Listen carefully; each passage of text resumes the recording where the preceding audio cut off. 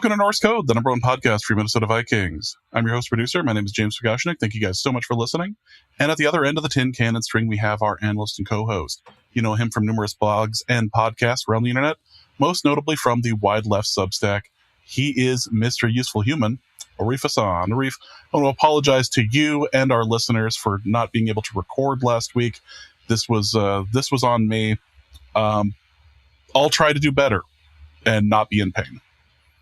Yeah, this really is a moral failing of yours to have experienced pain and delayed the recording by a week. I'm really disappointed in you, James. I could have pushed through, but I would have had like the Southern accent from Aaron Rodgers and the Toradol. And my goal for the rest of the episodes of Norse Code is to not have that Southern drawl in any of them, intentional or not. Like, right. Trying not to be in a situation where I decide to just start doing characters. Where I'm just, it'd be a great idea. Just doing a Southern accent for no reason. Like, no. So this is on me. As a result, outside of like a brief conversation about Diane Rossini, I don't know that we've talked much about. That's true. We haven't done. Yeah. Where I could use said Southern accent, but here we are. Instead, we were just discussing Italians, and I feel like that was more important. So yeah, of course. We're doing our best work here in our final season.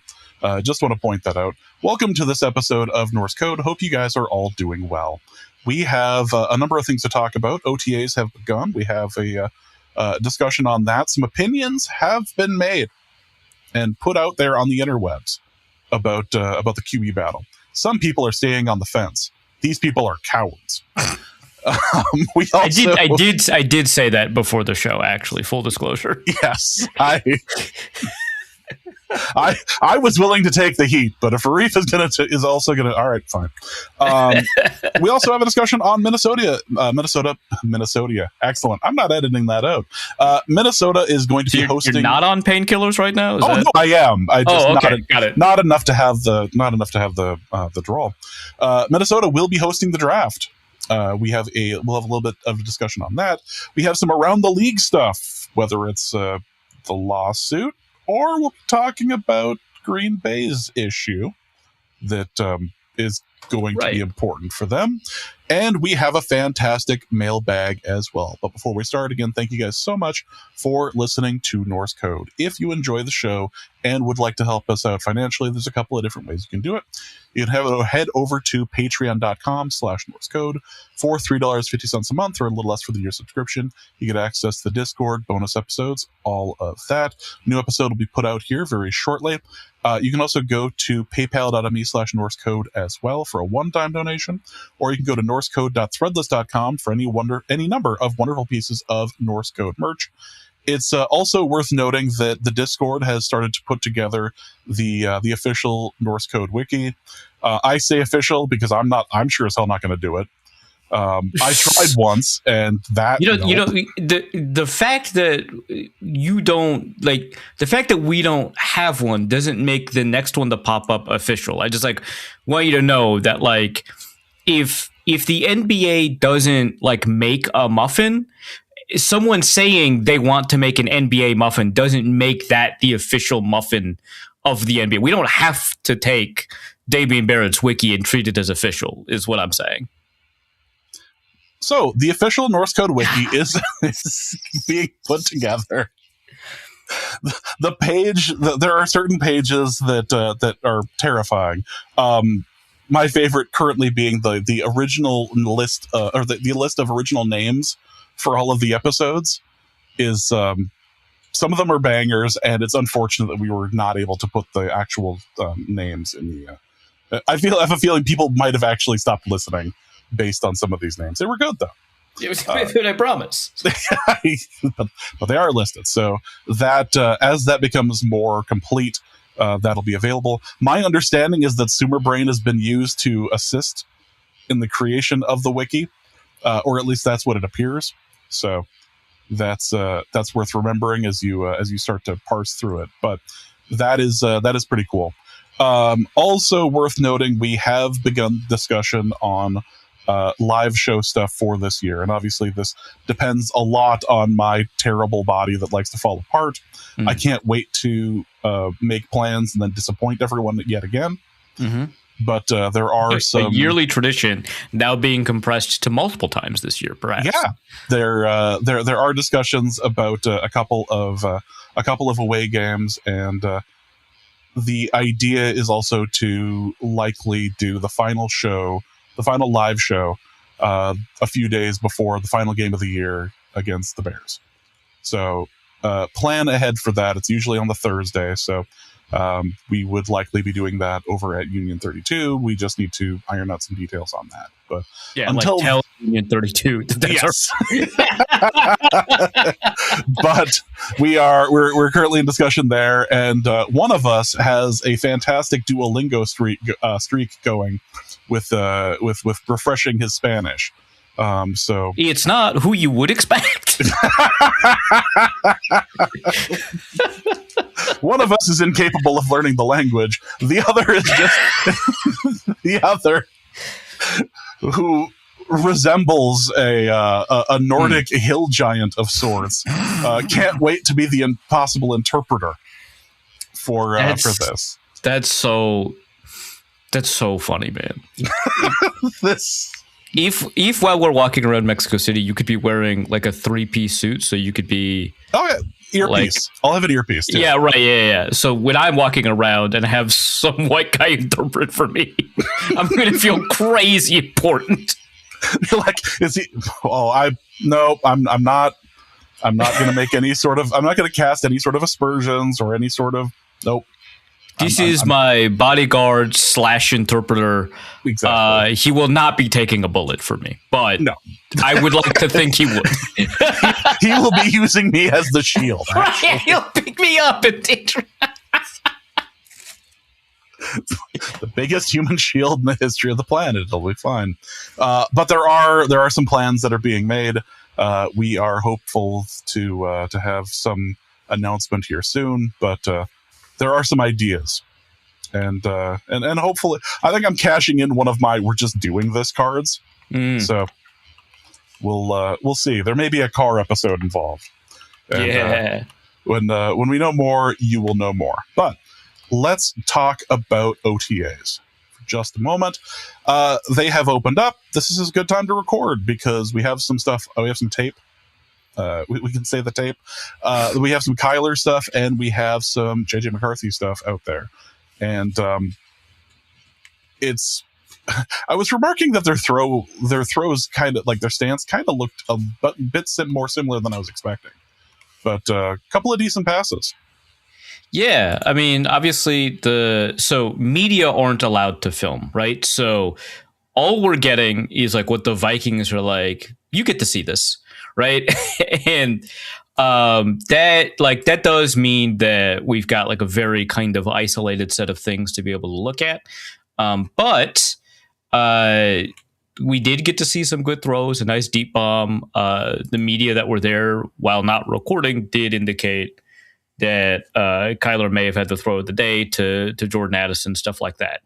The thing that is kind of funny is that we've seen kind of like a mini discourse re-erupt around the quarterback throws because we have the continuing discussion about quarterback mechanics. So if people remember the discussion about the leg kick last year, which if you don't, God bless you. That rules. We envy you so much. That's so awesome, man. But yeah, so one of the issues that was identified for McCarthy that might implicate like his accuracy, especially on intermediate throws, is this like leg kick, right? So like as he would throw, his like leg would swing out and just like jerk him violently to the side. And we didn't actually see a leg kick in the small videos that we were hand fed, I guess, of the small videos that the VEN curated. Yeah, curated sure. For us. Yeah. So we don't see JJ McCarthy leg kick, but we do see a Kyler Murray leg kick. And if this sounds hyper specific and like, you know, P's and Q's type stuff. Yes, obviously.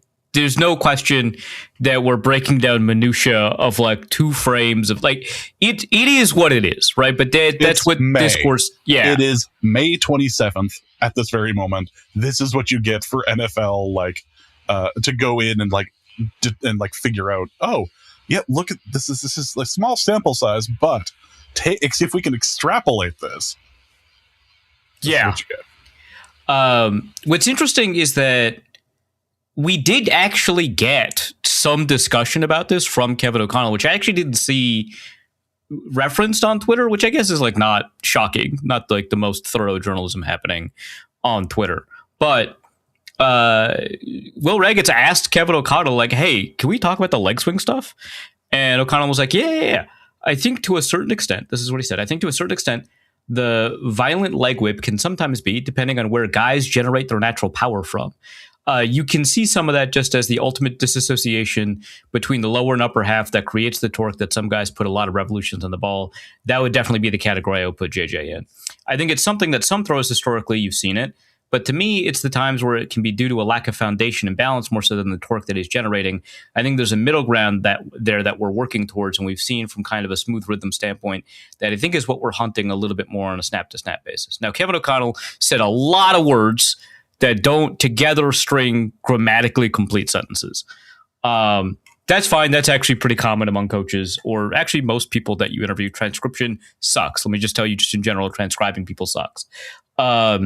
You know who's actually really good at that? Nick Saban. Like, if you transcribe Nick Saban, he's like the only guy I've ever seen speak in full sentences that you could just write out. Like, it's crazy. Anyway, what it seems to be that KOC is saying is that it depends from guy to guy whether or not the leg whip can be a sign of something going wrong, which is something I had kind of noticed when the Vikings first signed Kyler Murray, because this leg whip is not like new. He didn't like develop it this year for OTAs. You can see it all over the 2024 and a little bit of the 2025 film. I had noticed when I was watching some Kyler Murray breakdowns from quarterbacks, I believe it was Chase Daniel. I mentioned this on like After Dark. I believe it was Chase Daniel was breaking down Kyler Murray, and he has this like deep throw. It's a completion. It's a touchdown, probably, if I remember correctly. If not, it gets like into the red zone. Great throw. And Chase Daniel says, great mechanics. He's breaking down the throw in a bunch of ways. And one of the things he says is great mechanics, right? Among a list of other things. And in the comments, or was it in a Twitter reply? I think maybe he tweeted out this video, part of the video. Someone was like, oh, but you were concerned about JJ McCarthy's leg whip or whatever, right? Which, first of all, I don't think Chase Daniel ever brought up, right? I think this guy assumed all the quarterback guys were saying the same thing. And then when one quarterback guy says something else, they were like, but you said this other thing. And I don't remember Chase Daniel saying anything about JJ McCarthy's leg whip. But anyway, this random the commenter or tweeter or whatever was holding Chase Daniel accountable to the entirety of film Twitter that had critiqued JJ McCarthy's leg whip. And I was like, oh, but it's okay when Kyler does it. You know, Chase Daniel was like, what are you I didn't, what? Like he like responded, which to his credit, like, you didn't have to. That's just a guy. To his credit, he was like, yeah, I don't know, man. I don't recall saying that. But like the thing about the leg whip is that it is not itself an issue, right? It is a proxy for an issue. It is an indication of what that issue is, right? It allows us to take a look at how he progresses mechanically and very quickly diagnose an issue. But it is not itself the issue. The issue is, like Kevin O'Connell said, how you're generating power and torque. And the problem is that that McCarthy was letting his hips pull him through, or maybe it's kind of letting his shoulders pull him through, but he wasn't generating force so much as he was pulling force through, which, you know, from a physics standpoint, those are the same thing.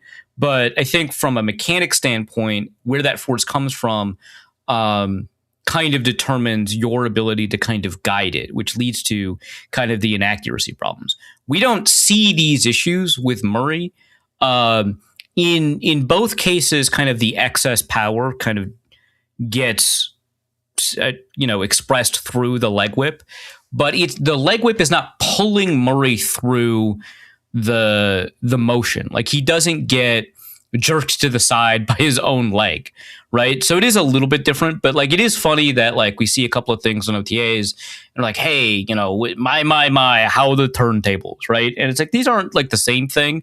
I understand like why, if this was the focus of the discussion for you, like why this like brings up a question, like why is that okay but not this?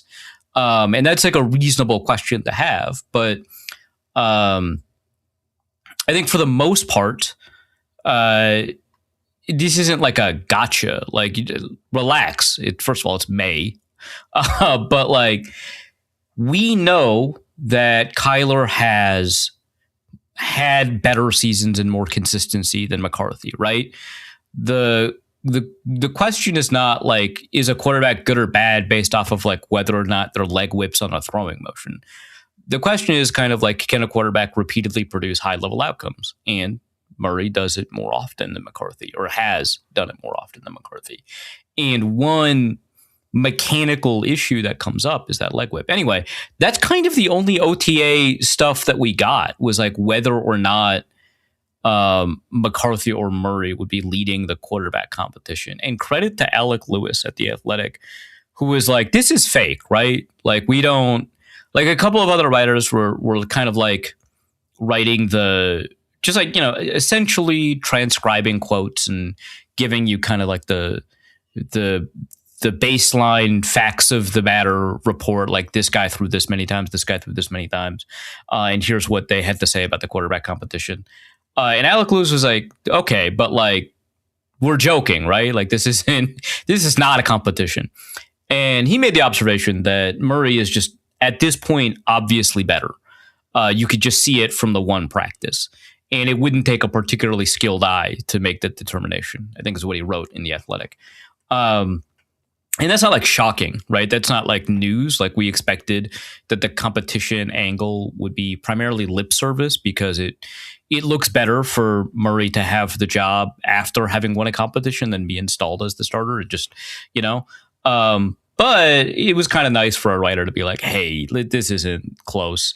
Let's stop pretending. Yeah, exactly. But we didn't get a ton of other stuff on OTAs. Like, I haven't seen a writer talk about what the receiver rotation looked like. So, we expect Juwan Jennings to be wide receiver 3. But it'd be nice to get like maybe some confirmation about like where, like if he was at the beginning of OTAs and kind of what we could expect that to look like. Whether or not Ty Felton was taking meaningful reps of the ones. That kind of stuff. So we didn't get like a bunch of depth chart stuff. Like, I would like to know more about whether or not Jake Golday took reps with the ones. He doesn't have to. Like, Caleb Banks doesn't have to take reps with the ones. By the beginning of week 1, I would like to see both of them starting, right? That'd be good for both the purposes of the Vikings draft evaluation, and then based off of my understanding of how good those two players can be or are, would be better for the Vikings defense too, right? But like at the beginning of OTAs, we don't have a good understanding of where they are. I remember 2012, Harrison Smith, right? Started with the 2s and OTAs, if I remember correctly anyway, and then moved his way up to the 1s actually pretty quickly. But started out at the 2. So it's like not like a huge issue, but I would like to get some sense of what's going on. Like, we saw Kyler Murray take a snap from Michael Juergens. Was that because he was with the 2s, or is Michael Juergens potentially competing for center 1? I doubt it, but that would be kind of good to know. Same thing with like, where's Charles Demings on the depth chart right now? That kind of stuff. Like, so I don't think I've seen a writer talk about how the depth chart is materialized in OTAs. We've only seen people talk about which quarterback is quote unquote quarterback 1. And it sounds like they've like rotated between who quarterback 1 is. One thing to kind of keep in mind is that in previous OTAs, when we have had stuff like quarterback competitions, sometimes a guy gets a full day as working with the 1s, and they're moving from like day to day who has those reps, and media does not get access to every single day of OTAs. And so, for example, day 1, they didn't get access. And so you might get a skewed understanding of who's getting most of the reps with the ones based off of how they decide to demarcate reps, whether it's day to day or series to series or whatever, right? And so because it's sometimes kind of random which days the media gets, we might get an uneven accounting of like who gets what reps. So that's something to keep in mind as we kind of move forward and track all these depth chart changes, that we're getting a very incomplete picture. But like that's what we have in OTAs. Kyler Murray, great throw. JJ McCarthy didn't look bad, according to people. So that's good because this is basically 7-on-7, no contact football. Would be tough to look bad, but that sometimes happens. So I'm glad he doesn't look bad, but that's seemingly where we're at. And they have interesting different approaches to discussing this challenge in the media between the two of them. Yeah, that was nuts. I did tweet out about it because Alec Lewis very conveniently threaded the two tweets together, and I screenshotted him without tagging him because I am bad at Twitter. I'm bad at Twitter etiquette. Actually, I should be more specific. You were so good at Twitter. You had a Arif Hassan in jail account for when you were put in Twitter jail. Yeah, which, like, I guess they're putting new restrictions on the number of times you can tweet a day, which is how you know the company is doing really well, is when they're like, hey, you can't tweet more than 50 times a day, which on the one hand, you know, I think abstractly you got to say no one should be tweeting 50 times a day. Go outside. But also me specifically, I can't say that, right? Yeah, no, that's, right. There may be 50 tweets in a reply to something. Right, yeah. Like I can't. But I think people are wrong on the internet and they need to know. Yeah, I think that because I unethically pay the website, I don't get that restriction. But I do have the check mark and I do pay for it, and I deserve all the criticism in the world for that. But I don't get put in jail. Nevertheless, I believe I still have access to the Arif Hassan jail account. Back when they did have those limits on Twitter, and they're like, "Hey, you've been posting too much." And the thing is, sometimes they would let you retweet, but not just send a tweet. And so, yeah, I would just retweet the Arif Hassan in jail tweets all the time. Whenever I post the question, the question thing before a show, and I'm like, hey, any questions for Arif and James? The Arif in jail pops up. That rules. And I'm like, yes. This hasn't been useful in 10 years, but still there. That's awesome. I'm so happy about that fact. But yeah, so the two quarterbacks are a little different. Yeah, Sorry, so they asked a tangent. Yeah, my bad. I was just reminiscing. So they asked McCarthy, like, hey, what's your relationship with Kyler Murray thus far? And he's like, we're just like two guys in a classroom. He sits on one side, I sit on the other side. It's the coach's responsibility to teach us and coach us. Which, like, what are you doing, man? That's such an awkward reply. And then someone's like, is it awkward? Like, which is great. I love that a reporter was like, dude, this sounds awkward. I should just directly ask, is this awkward? And he goes, no, it's just, like in high school, you had one guy sitting on one side of the classroom, one guy sitting on the other, which that doesn't actually help. That sounds mega awkward. But okay. And then they ask Kyler Murray, the relationship between the two. And Kyler gives the answer you would expect a veteran quarterback in this situation to give. It's been great. Obviously, he's a younger guy, so any way I can help him. I feel like I played 7 years going on 8. I'm considered a veteran, even though I don't see myself as that. I'm giving him any knowledge he needs. That's the answer. It doesn't have to be true. You could just say it, right? You don't have to go like Ryan Tannehill or Brett Favre on the bit and be like, F that guy. Just lie. Just say you're giving, like, who cares? It's crazy that, like, McCarthy, who has this, like, had this aura coming in of being the super mature, like, veteran leader, face of the franchise guy when he was drafted, has, like, this response. And the guy that they had to ask, like, in a contract to stop playing Call of Duty gave, like, the leadership answer, right? Like, that's nuts to me. But yeah, so it sounds like McCarthy is not handling this very well. They asked him, like, hey, were you disappointed in the team? And he's like, that would be like being disappointed in the rain. Which, first of all, you're allowed to be like disappointed if you had plans and then it starts raining, right? Like, Alanis Morissette. I was about to say, I wouldn't call it quite ironic, but like, we were taught this in the 90s. Yeah. If rain happens on your wedding day, you are allowed to be a little upset, I think. Maybe we can parse what words you would use to describe that level of upset, but you are allowed to be upset. But he's like, well, it's out of my control, so you can't be. And it's like, I think that this is probably like kind of globally not a bad orientation to have towards life, where you let stuff that is out of your control impact you a little bit less. But I also just think he's not telling the truth.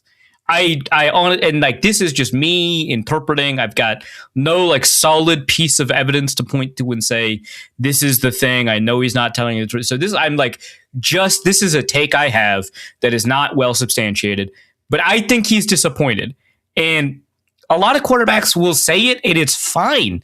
It's fine. Kirk Cousins basically said it, like with the Falcons, which, but like, just like, and Aaron Rodgers said it, and then he had an MVP season. So like, who cares, right?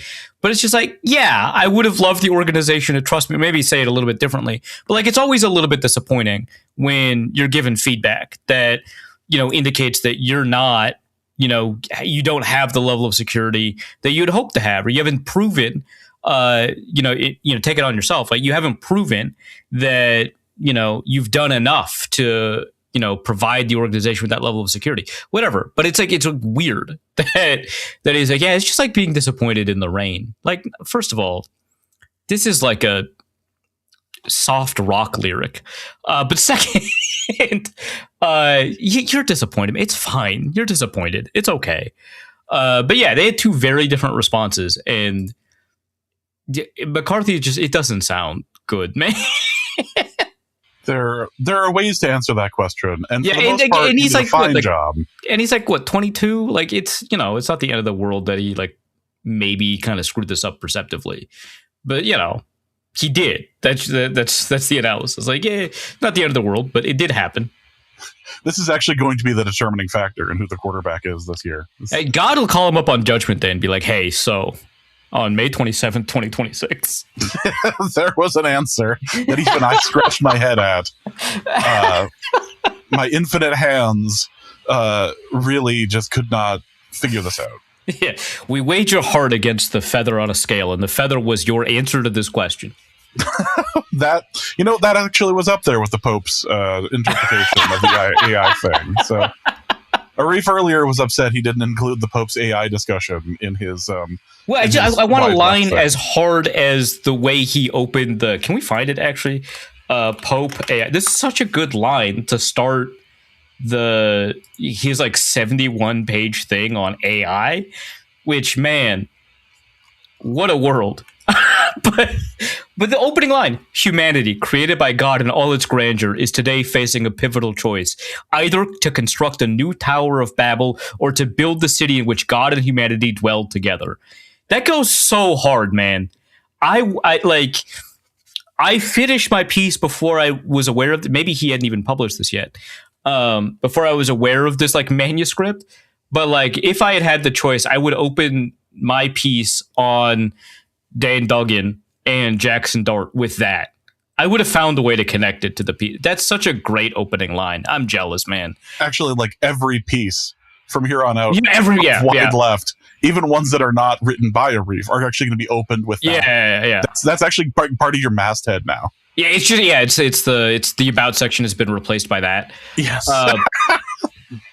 I suppose I shouldn't be like that disappointed that the Pope is a better writer than me, but I am.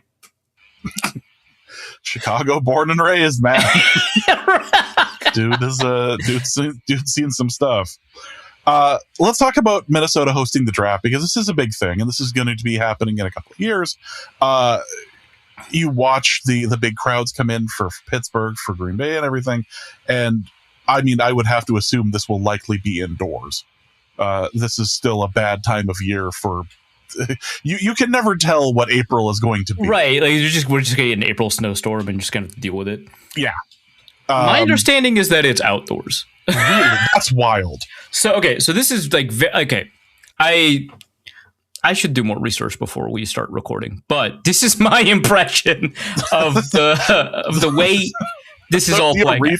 The Arif Hassan story. Right, yeah. Your solo podcast is just going to be like called that. I should be doing more research. But yeah, so my understanding, so the Vikings submitted like a 170-page bid to host the draft. At some point, I assume the Star Tribune will get access to it because they got access to the Super Bowl hosting bid, and that was wonderful. I'm glad that they did that.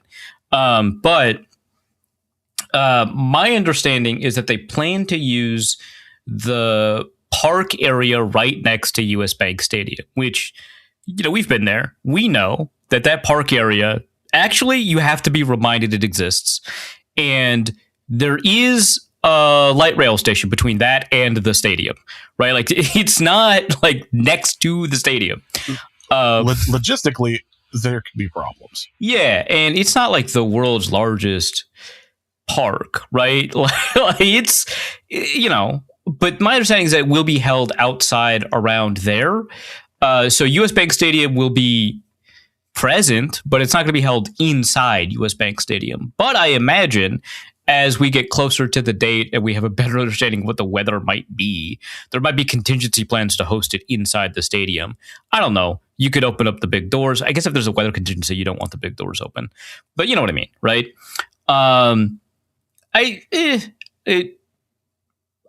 We'll see. The Pittsburgh stuff wasn't like a great location, and they still pulled off an event that people seem to like. So, yeah, I think that I never really want to attend the draft, and I feel like I am forced to now in 2028. The thing about attending the draft is that, like, for a writer, there is nothing to do. Like, there's a media area, and you will be watching the draft on your computer. It's happening next door, and you are watching it on your, like, that's what. And would I be doing anything different by physically being there? Probably not.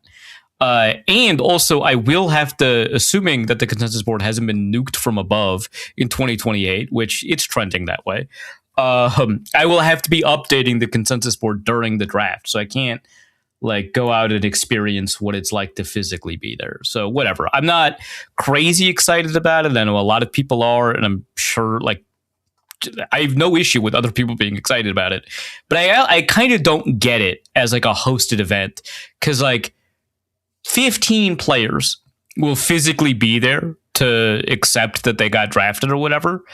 And then the rest are just like names on a screen, which I suppose you could, like, every type of entertainment can be like reduced in a way that's overly simple and sounds boring, but it really doesn't make sense to me that this is an event that people want to attend live.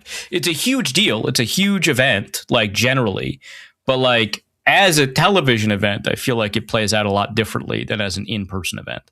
We'll see what the city of Minneapolis has to like give up in terms of, because like in Pittsburgh, they had to like do remote school because they didn't have the public transit infrastructure to have that many people come to the city, and also have kids ride the bus, which apparently they use public transportation for that, which is fine. That does happen in Minneapolis a little bit too. But like they didn't have, and so they had to do remote schooling for like the week of the draft. And so I imagined that Minneapolis is a little bit better designed to take in an influx of visitors because it is like an event city, unlike Pittsburgh. So you have a lot of conventions and stuff here. But I'm kind of curious what they give up in terms of city infrastructure, how much Minnesota has to pay to host the draft, how much overtime you're paying cops, how much, productivity loss there is from gating off certain parts of infrastructure, what the security costs are, etc. Who knows? But yeah, the Minnesota's hosting the draft. I don't know why people want to host the draft. But yeah, that would really kill joy. But like, those are my thoughts.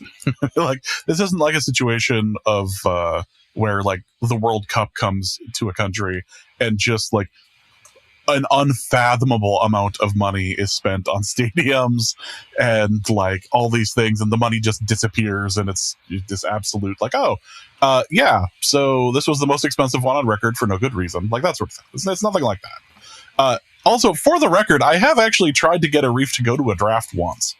I don't recall this. We had there was a year that it was in Vegas, and I was like, hey, we could do this.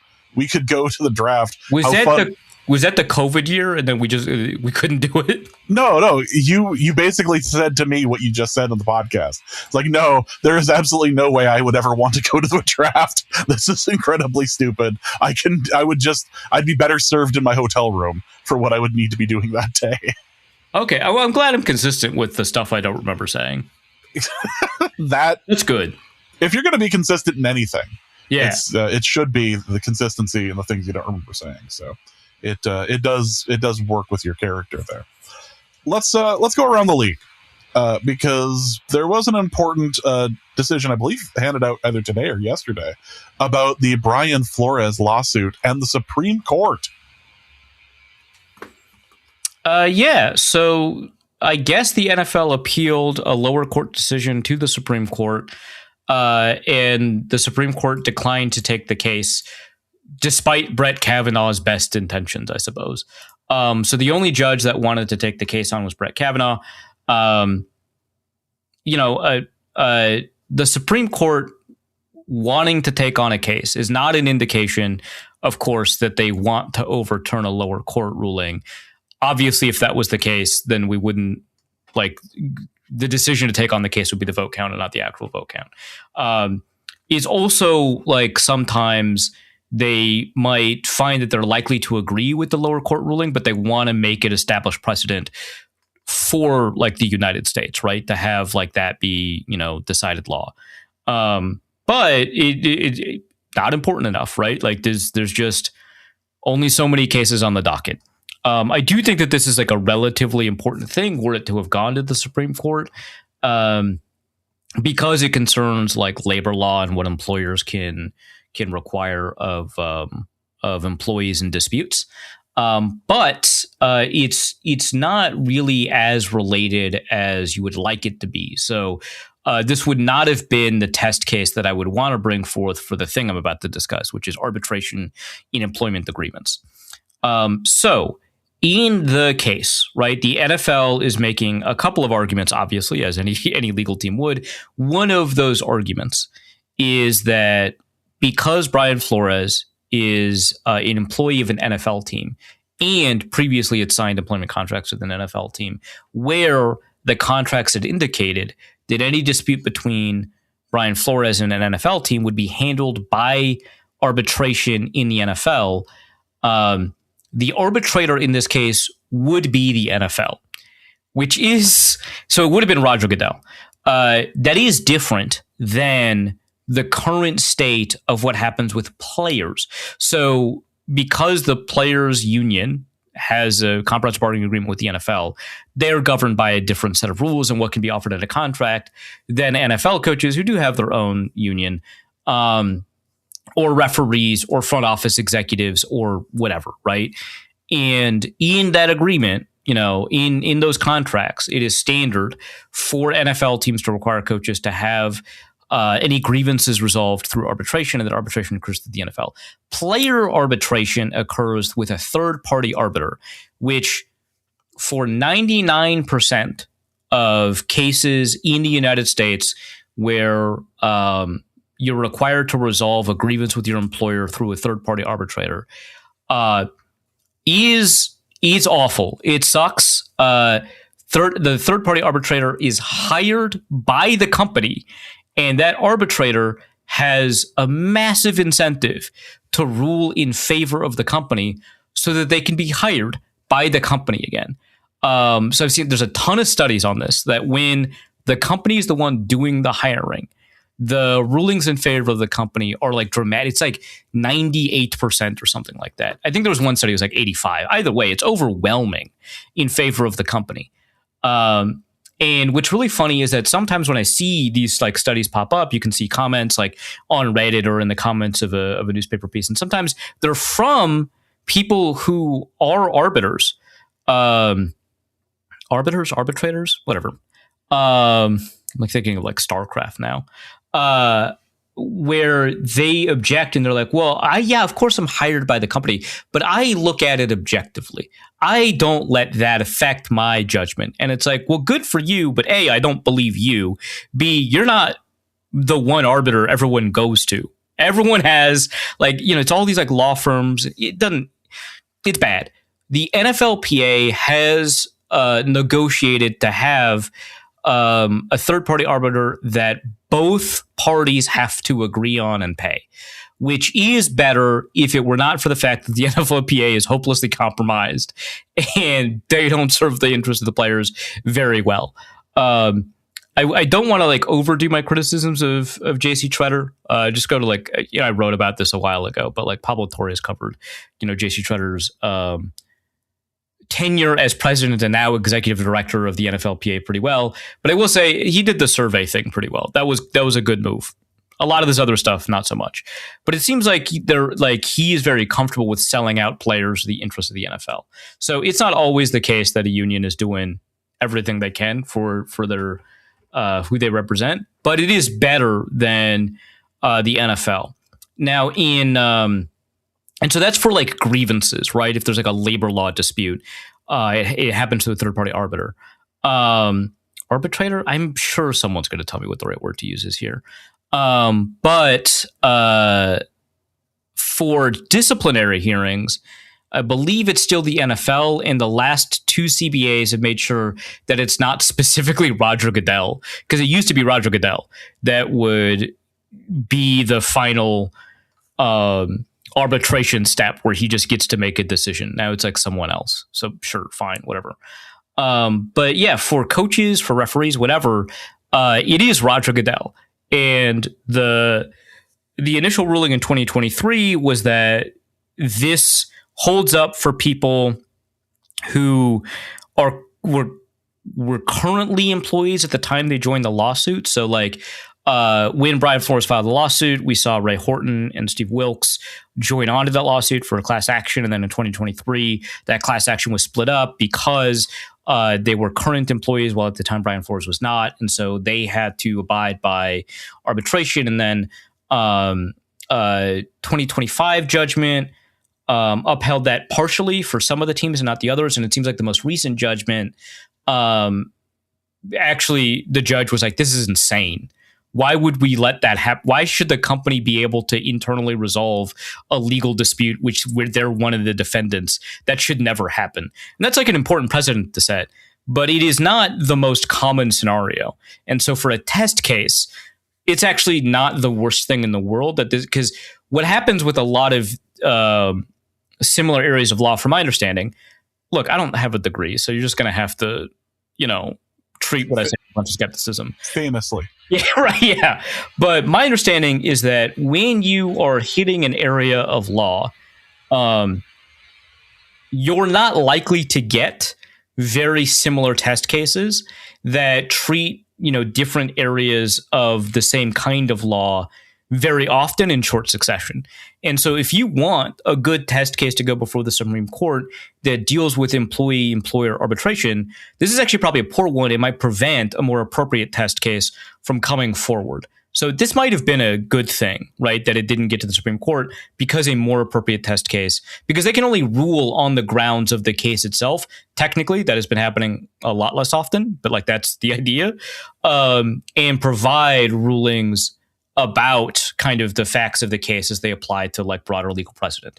And so this is probably not that case, but it is good generally that we do have a number of lower court, or I say lower court, but we have a number of court rulings that suggest that it is actually nuts that you can have in the contract that you can't sue an employer for violating the law.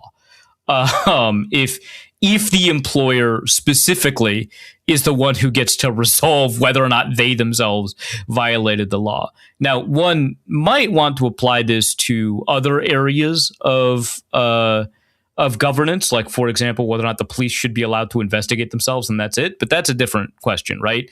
Probably for a different podcast. But here, Brian Flores essentially won the right to sue the NFL. So we don't have like a ruling on anything. This was just kind of like a ruling on like jurisdiction or venue or whatever you want to call it. They're very different things. I'm sorry to people who know about law. But it is like a venue argument, essentially. The NFL is going to continue to bring up arguments. So he also appended on top of it an additional claim against the Houston Texans that they retaliated against him, which I believe in this case was like they chose not to hire him because of the lawsuit, not they chose to fire. You know what I mean? Like retaliation can take many forms. But the existence of the lawsuit like prevented employment or whatever, right? So, which, you know, like you can't retaliate for like labor action, right? Like that's in the law. Which is probably why he subpoenaed 25 teams. Now, 6 teams are named in the lawsuit in various capacities, so they're already subject to the process of discovery. So there's 25 more teams, which is basically every team, but probably the Vikings. We don't know which 25 teams they are, but I'm guessing they're not subpoenaing the Vikings. And so the NFL is now saying, like, that's ridiculous. That's like an overreach. We'll see. But the idea is to determine whether or not there's any, you know, any number of things. But one of the things that they might be able to find in a subpoena is any conversations any of the front office executives or ownership or whoever affiliated with the team may have had with other people also affiliated with teams that would suggest that the NFL was either engaging in racial discrimination, engaging in retaliation, or any number of other things. So, those are all elements of his case. Again, the core component of this case, I probably should say this at the beginning. I'm not a very good podcaster. The core of this case is that when Brian Flores was interviewing with the New York Giants, he received a text from Bill Belichick. That's so funny. Congratulating him for getting the job. The text was not meant for him. It was meant for Brian Daboll. And you can imagine how that would occur in your phone contacts. Brian Flores, Brian Daboll, they're right next to each other. That makes sense. But he received that text as he like got off the plane for the interview, suggesting to him that it was not a good faith interview, which violates the Rooney Rule because there's a good faith clause in the Rooney Rule that you have to have good faith interviews with minority head coaching candidates. A really difficult one to enforce, but in this case, we've got some pretty good evidence that that was not a good faith interview. And so that is what has escalated. I know that Ray Horton has talked about experiencing similar problems. I know that Wilkes has talked about racial discrimination while employed. The Cardinals specifically, who both of Ray Horton and Steve Wilkes have worked for, have been subject to grievances that have specifically isolated like racial discrimination from the Bidwells. So we'll see how that goes. But yeah, the lawsuit marches on. Brian Flores won the right to sue, which like good for him. That rules. Keep it up, man. Let's switch gears to something that doesn't rule. Josh Jacobs, Packers running back. Some real nasty allegations came out. There was news coming kind of over the weekend that something was something had happened, something was about to happen, and then he turned himself in with a number of potential charges hanging over his head, and then he was released. Yeah. Released from jail, not like from the Packers. So they declined to initiate the process of filing formal charges against him. So we have 5 arrest charges that he was brought in for. So he turned himself in. It was like Saturday at 8:37. There was like a disturbance. And over the weekend, I guess he turned himself in for those charges. And they're all related to domestic violence or domestic battery. One of them is strangulation. Doesn't look good, right? We do want to like be confident in saying like we have no understanding of what process has occurred yet. So we don't know whether or not he's guilty or innocent. Obviously not, but we don't have any evidence, right? Like we don't have the police report. Like with Tyreek Hill, right? Like we had the police report and we had like photos of the alleged altercations, plural. And so it was a little bit easier to see if you could come to your own determination about what you thought. Here we don't have that. And so he was arrested for battery, disorderly conduct, criminal damage to property, which is the domestic abuse, like battery, domestic abuse, criminal damage to property, domestic abuse, disorderly conduct, domestic abuse, strangulation and suffocation, and intimidation of a victim. Then they released him from jail and did not file formal charges. And there's like, which it sounded like not file formal charges yet. It seems like they're waiting to have a clearer picture of what charges they will want to file, because as soon as you file formal charges, that begins the process, and beginning that process might put into place, certain timelines or certain, evidence sharing. Like you might not want to get that started immediately before you're ready. And you might want to make sure you understand what level of charge you want to bring, because you want to have a good understanding of what you can prove in a court, because, double jeopardy laws would prevent you from refiling for the same incident, right? A different set of charges. So you want to be as clear as you can, because if you charge like at too high a level of a crime and you can't prove that they meet the requirements of that crime, they just walk, right? So this happens a lot of times in like murder cases where you charge someone with murder 1 or murder 2, and the best you can prove is manslaughter because you can't prove intent or something like that. And it's inarguable that if they were charged for manslaughter, they would have gotten convicted, but you didn't, and so they walk. Like that happens. So they have to be pretty careful about what level of charge, but also you don't want to undercharge and then not sufficiently punish someone if you believe in that type of, justice, right? So that might be why, is that they're still gathering evidence and stuff like that. It occurred over the course of the weekend, and so they haven't had a ton of time.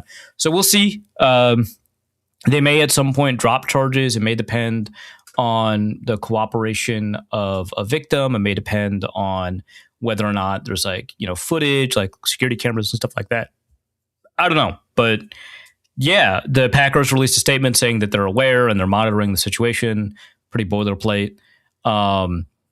Again, nothing like the one time the Patriots released a statement about Diggs and they were like, yeah, we're not worried.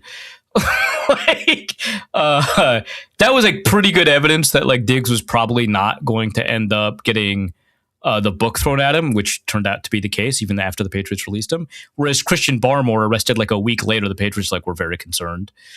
We're paying attention. We have a situation room set up for this very right. Yeah. But also, thank you for talking about something that's not Mike Vrabel, right? Yeah. Who, for the record today, loves his kids and loves his wife. Yeah, it's very important that you all know that. That's what we have on the Josh Jacobs situation. We'll see if it affects, playing time on the field or whatever, whether or not we're going to have another conversation about how the NFL treats domestic violence in their disciplinary process. That, felonies, all of that, etc. We get to revisit it. I will say, and this kind of dovetails with like a piece that I wrote, right? I will say that conservatives on Twitter, which do not very well represent the conservative population largely, but conservatives on Twitter who decide to get angry at Abdul Carter about Josh Jacobs are extremely funny. Have you seen this? I have not. So like Abdul Carter gets upset that Jackson Dart, introduced President Trump at a rally in New York. And he's like, what are we doing, man? And then like we write pieces about it and stuff like that. But then strangely, according to some of these Twitter accounts, strangely, he had nothing to say about Josh Jacobs. And we haven't written any columns about Josh Jacobs, which first of all, yeah, we have. That's how you know about the news. You've learned about the news from the news. So you can't actually say that the news isn't covering it because that's how you know about it. But second, this isn't like a point of contention. Like, I think this is like one thing that like we have to get through our heads, that the volume of discussion about a thing is not related to is not directly related only to how important that thing is. It also depends on how much people disagree about it, right? Everyone essentially agrees, at least publicly, that domestic violence is bad and wrong. And I say at least publicly because I know there's some evil people out there, right? But that's the cultural understanding of domestic violence. It is wrong. There is no universal cultural understanding about a support for a particular president, so there's going to be discussion about it. It's going to occur at a higher volume. But there's nothing controversial about condemning Josh Jacobs in a world where he did it, right? Which is that's another thing. We don't know if he did it. We know Jackson Dart did the thing that he was on TV doing, right? He hasn't denied it, right? Josh Jacobs, you have to at least acknowledge that he denied it. Whether or not you believe the denial is different. But there is a level of ambiguity and uncertainty that there isn't in the initial thing, in the other thing that it's being compared to. Why would Abdul Carter talk about Josh Jacobs at all? They're not on the same team. They weren't teammates ever. What are you talking about? Why? What? That's my take. And with that, let's go to the mailbag. Oh, great. First question is actually football related, so you're gonna be fine. Rock asks, do 18 and 3, so presumably Justin Jefferson and Jordan Addison, do well with improvising routes when a quarterback is extending a play? Is that a skill even? All right, so second question first, that is a skill. Your ability to understand scramble rules and improvise in a way that's friendly to the quarterback is something that some receivers do way better than other receivers. This does distinguish some receivers from others.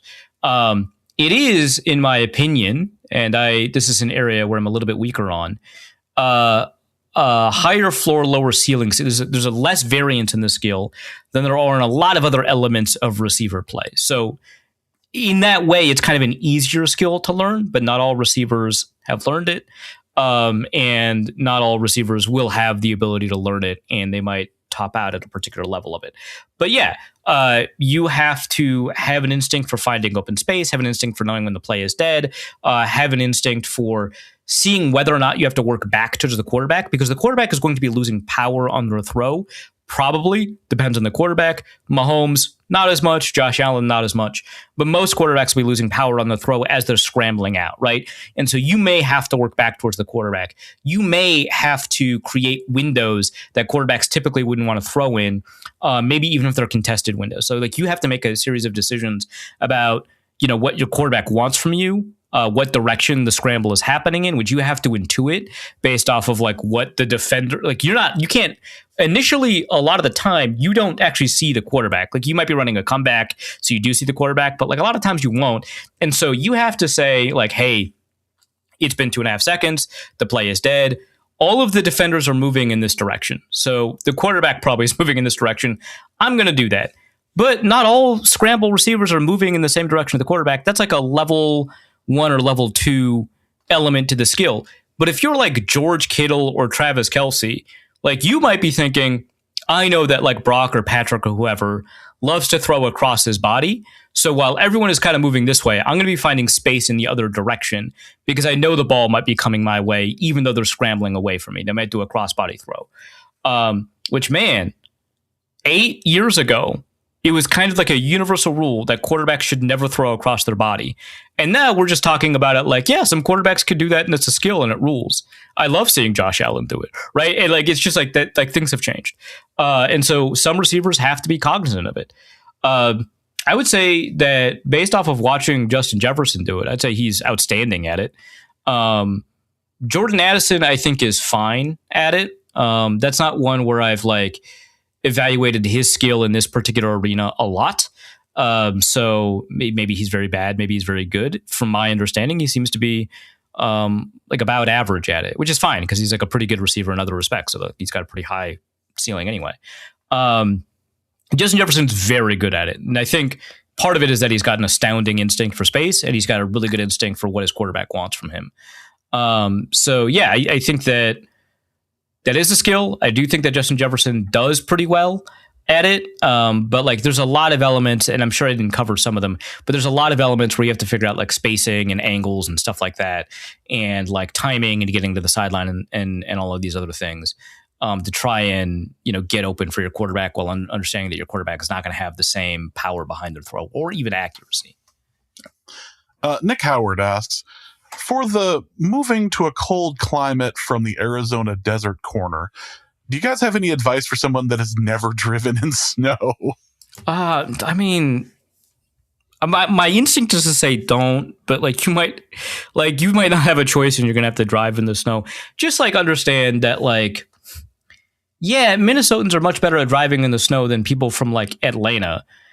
But I think Minnesotans are over proud of their ability to drive in the snow.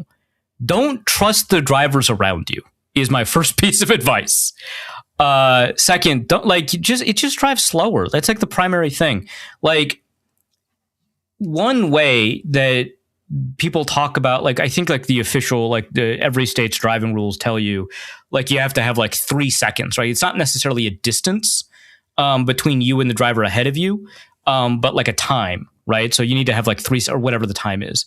But like ability to like stop if the car in front of you suddenly stops, right?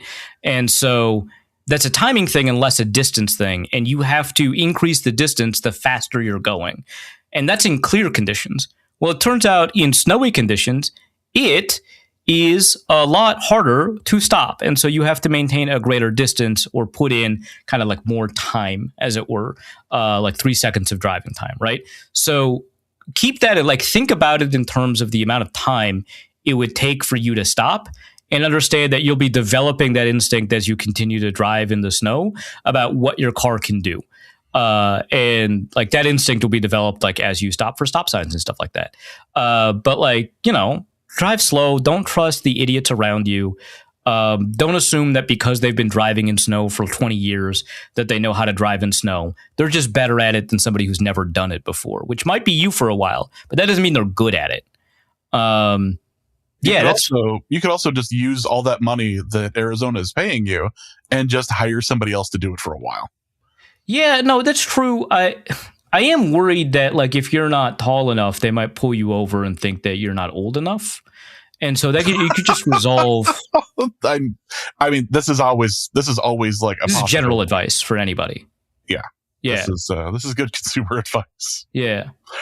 Let's go to Ben, who asks, with Rodgers signed to lead the Steelers to an 8-9 record, are we safe from any chance of having to see him in a Vikings uniform? No. What are you talking? Of course not. Kyler's on a 1-year contract. He has publicly said, Aaron Rodgers has publicly said, this will be the last year. This is it.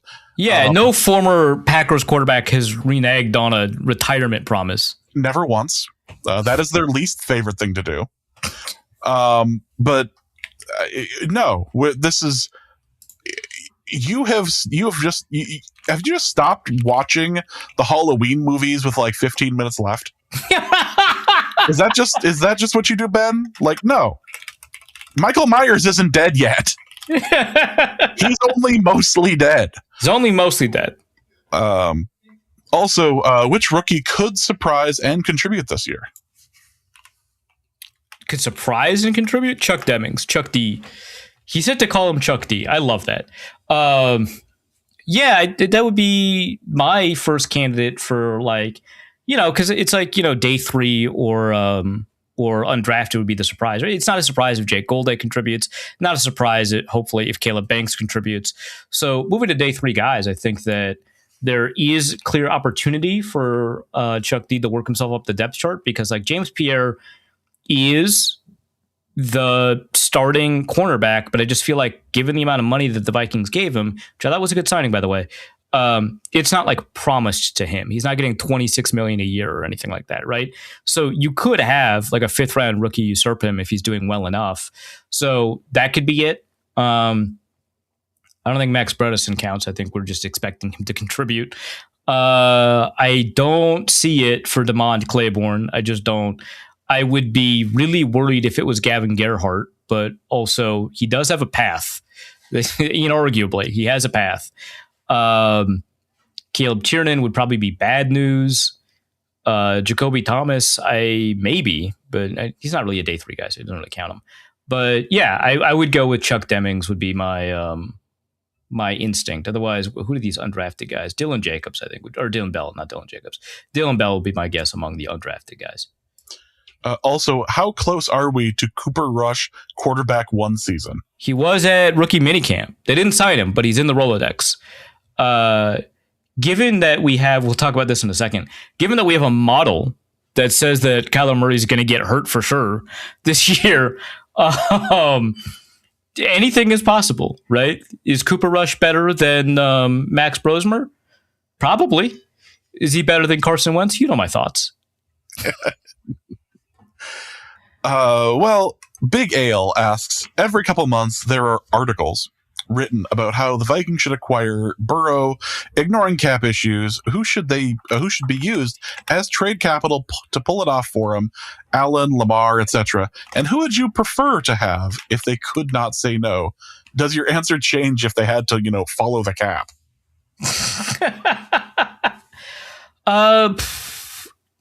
Ignoring the cap, who should be used as trade capital? Do the Bengals also get to ignore the cap? I'm really curious about this. Anyway, they're not paying it. I take that back. They did pay someone recently, but typically they don't believe in paying anyone outside of Burrow. Right? Yeah. Yeah. So I mean, there's a lot I would give up for like Joe Burrow, right, or Lamar Jackson. There's like a ton of stuff I would give up. I think Justin Jefferson's a no-go. I don't think Jordan Addison's a no-go. I think you could trade him. It's always like, we traded the guy that's going to benefit the most from this trade. Great. Now who is he throwing to or whatever, right? But I think here you could probably do it. Defensively, I don't know like how much Blake Cashman would get in a trade, but I would be comfortable including him as like part of a package deal, obviously. Like obviously Jordan Addison would be part of it. You can't trade 1 for 1, but like, you know what I mean, right? That like Jordan Addison would meaningfully move the compensation package away from some of the picks that you would use. Whereas Blake Cashman, not that much, but a little bit. Andrew Van Ginkel's probably not moving the needle a ton, but I don't know. There's basically anyone except Justin Jefferson I would entertain. The only things are like, you cannot trade Christian Darrisaw, Brian O'Neill, because like that, you're just putting Joe Burrow back on the Bengals then, right? He's just like, oh, there's no offensive line again? Great. Like, so those are the ones where you have to basically be like, no, you got to keep them because like, otherwise you're screwing up the whole point of the trade. But yeah, Donovan Jackson, I would say yes to. Blake Brandel, obviously. Will Fries, obviously. So even on the offensive line, there's some guys I would probably say yes to. But I would keep the tackles, especially because I don't think Brian O'Neill's going to get you a lot in terms of changing the trade package because of his age, and he might retire soonish. Who knows? But yeah, Jordan Addison, I would. Any other receiver not named Justin Jefferson, I would, although I can't imagine that would really help you all that much. Yeah. Obviously, it depends. Like, I wouldn't trade 5 firsts and Jordan Addison, right? I'd just be like, well, no, screw you. But like, would I theoretically, in a fair deal, include these players in a package? Yeah. The only player I would not include, aside from the tackles, is Justin Jefferson. Let's have some fun with some AI slop. Steven asks, start9.win, which is a website that was created that it really has to be seen to be believed. Start9.win is obviously AI slop, whose model predicts a McCarthy-led Vikings team winning only 11.5 games. Only. The true number is certainly much higher. As a pillar of the Vikings media space, how do you plan on fighting back against these malicious fabrications? So like this website started getting shared around, and I was really surprised at the number of people who did not immediately point out that this was like obviously not just designed by artificial intelligence. So there's like a design language that like AI generated apps and websites seem to follow, regardless of whether or not you're using like Claude or ChatGPT or a number of other LLMs, like even like Mistral or DeepSeek or whatever, or regardless of like the coding harness that you might be using, whether it's like And I'm going to be using the word broadly. I'm sure the coding harness has like a narrow definition, but like, Codex, Cursor, Claude Code, and then like third party like Replit and stuff like that. Like they all still look the same unless you very actively take a pretty deep role in moving the design language away from that. And so you can see that like all over the place once you kind of learn to identify it. And it's like with AI writing, I've come to recognize it kind of intuitively, given that I read a ton of stuff that's not AI and I read a ton of stuff, unfortunately, that is AI. And so I can just kind of tell the writing style without being able to necessarily define it, especially as the stuff that people have actively defined, stuff like hyphen usage, it's not X, but it's Y. Like people are actively attempting to remove that from AI generated text. And so those are the check marks that you no longer can look at. But like for like website and app design, like green or red dots as status indicators is pretty common. Emojis as bullet points, but emojis just generally.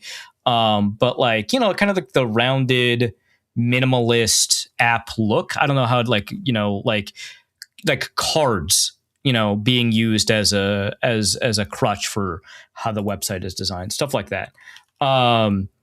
Once you kind of identify stuff that are AI, and also the text, I think, was it Gemini and Versal? I don't know. But there's like a font that they all typically kind of coalesce around. So like that's like part of it too. But yeah, like the rounded kind of like 96% playoff chance if 9 starts, which is crazy, by the way. Just like the models kind of stated whatever is nuts. But like this like rounded card like design, the ticker at the bottom, and then the writing itself is also extremely AI in a way that I really wish I could identify and break down. Like in addition to language that AI generated text, regardless of whether it's ChatGPT or DeepSeek or Mistral or whatever, uses, such as like the word clean occurs a lot. Sharp occurs a lot in narrative written text. But like anthropomorphizing and abstracting elements that are obviously not human, thus the word anthropomorphize, into kind of it's better if I just say, like, give an example from the website. The math doesn't care about your beat writer consensus. So obviously, because AI is trained on written content, there's going to be a ton of people who do this. It's the overuse of these particular tropes and the construction that they put it in, the cadence and the pacing of the way that they write, that make it stand out. But like the blank, this non-human thing, has an opinion blank, right? Like that seems to be the cadence. So the room has an opinion about your shirt, right? Or whatever, right? Like the room is an abstract concept that is meant to communicate the people in the room, right? The group of people in the room don't and it happens a lot with AI where there's a lot of this kind of abstraction. Short, staccato, punchy sentences, overused all the time. One thing I've noticed a lot with AI writing is that they attempt to make sure that every sentence lands with an impact, and it can actually be a really exhausting thing to read because people don't write like that, because people don't respond to language like that. You need to have, low periods and high periods in the emotional beat of writing, whether or not it is dry reporting or if it's something narrative. Anyway, all of the stuff here, and they don't even attempt to highlight. There's the where is it? He has 3 years at Michigan, established that the 2024 meniscus and 2025 multi-injury were scheme-induced outliers, M-, not pattern. In addition to the M-, just generally speaking, that itself is like kind of AI writing. Anyway, I was really curious, like when this first started going, so I was really curious about like the fact that people didn't identify it right away as AI stuff, and it might be because of my overexposure to AI stuff.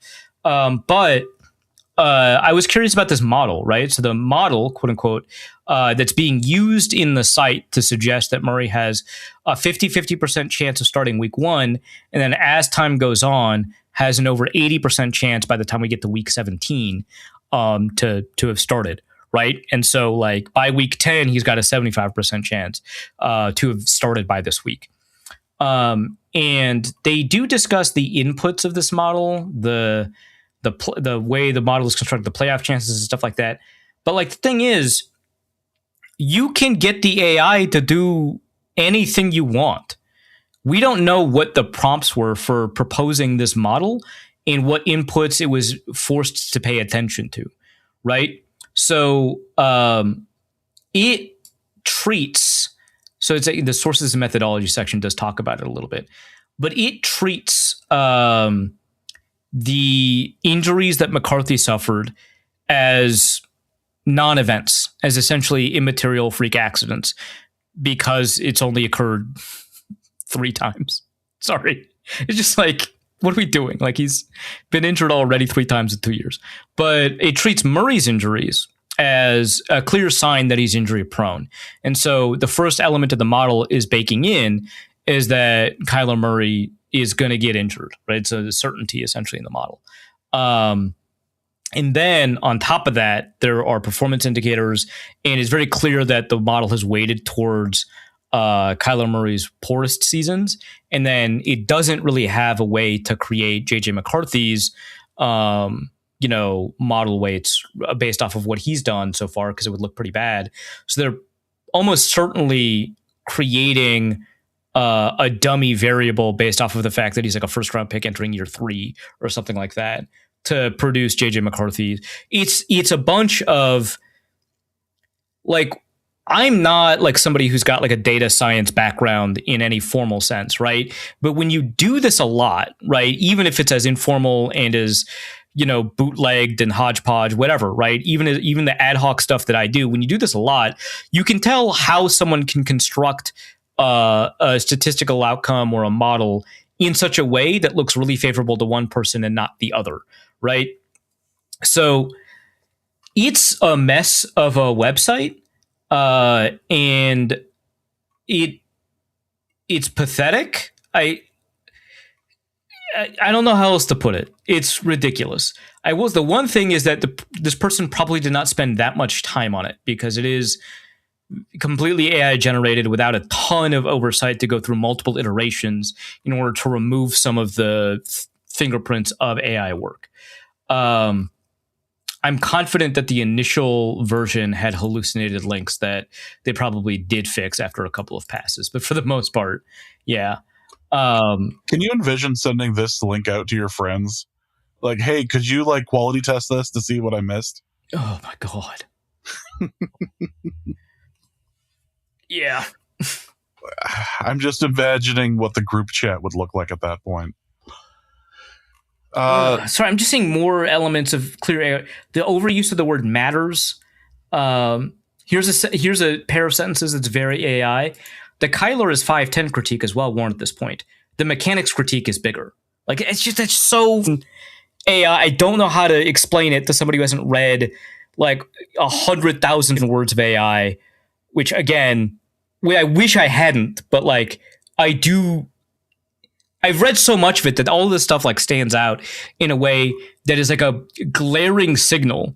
It got to the point where when I wrote my most recent story, I wrote a sentence that, and it's a 3,000 word story. So this is one sentence that stands out that when I reread it for edit, I was like, oh, that's a really AI sentence. And I was like, well, screw you. I'm not going to cave to this and rewrite one sentence just because I know that an LLM would have also written this sentence. So I kept it in. I'm not telling you guys which sentence it was. If you want, you can ask me in the Discord and I'll maybe answer. But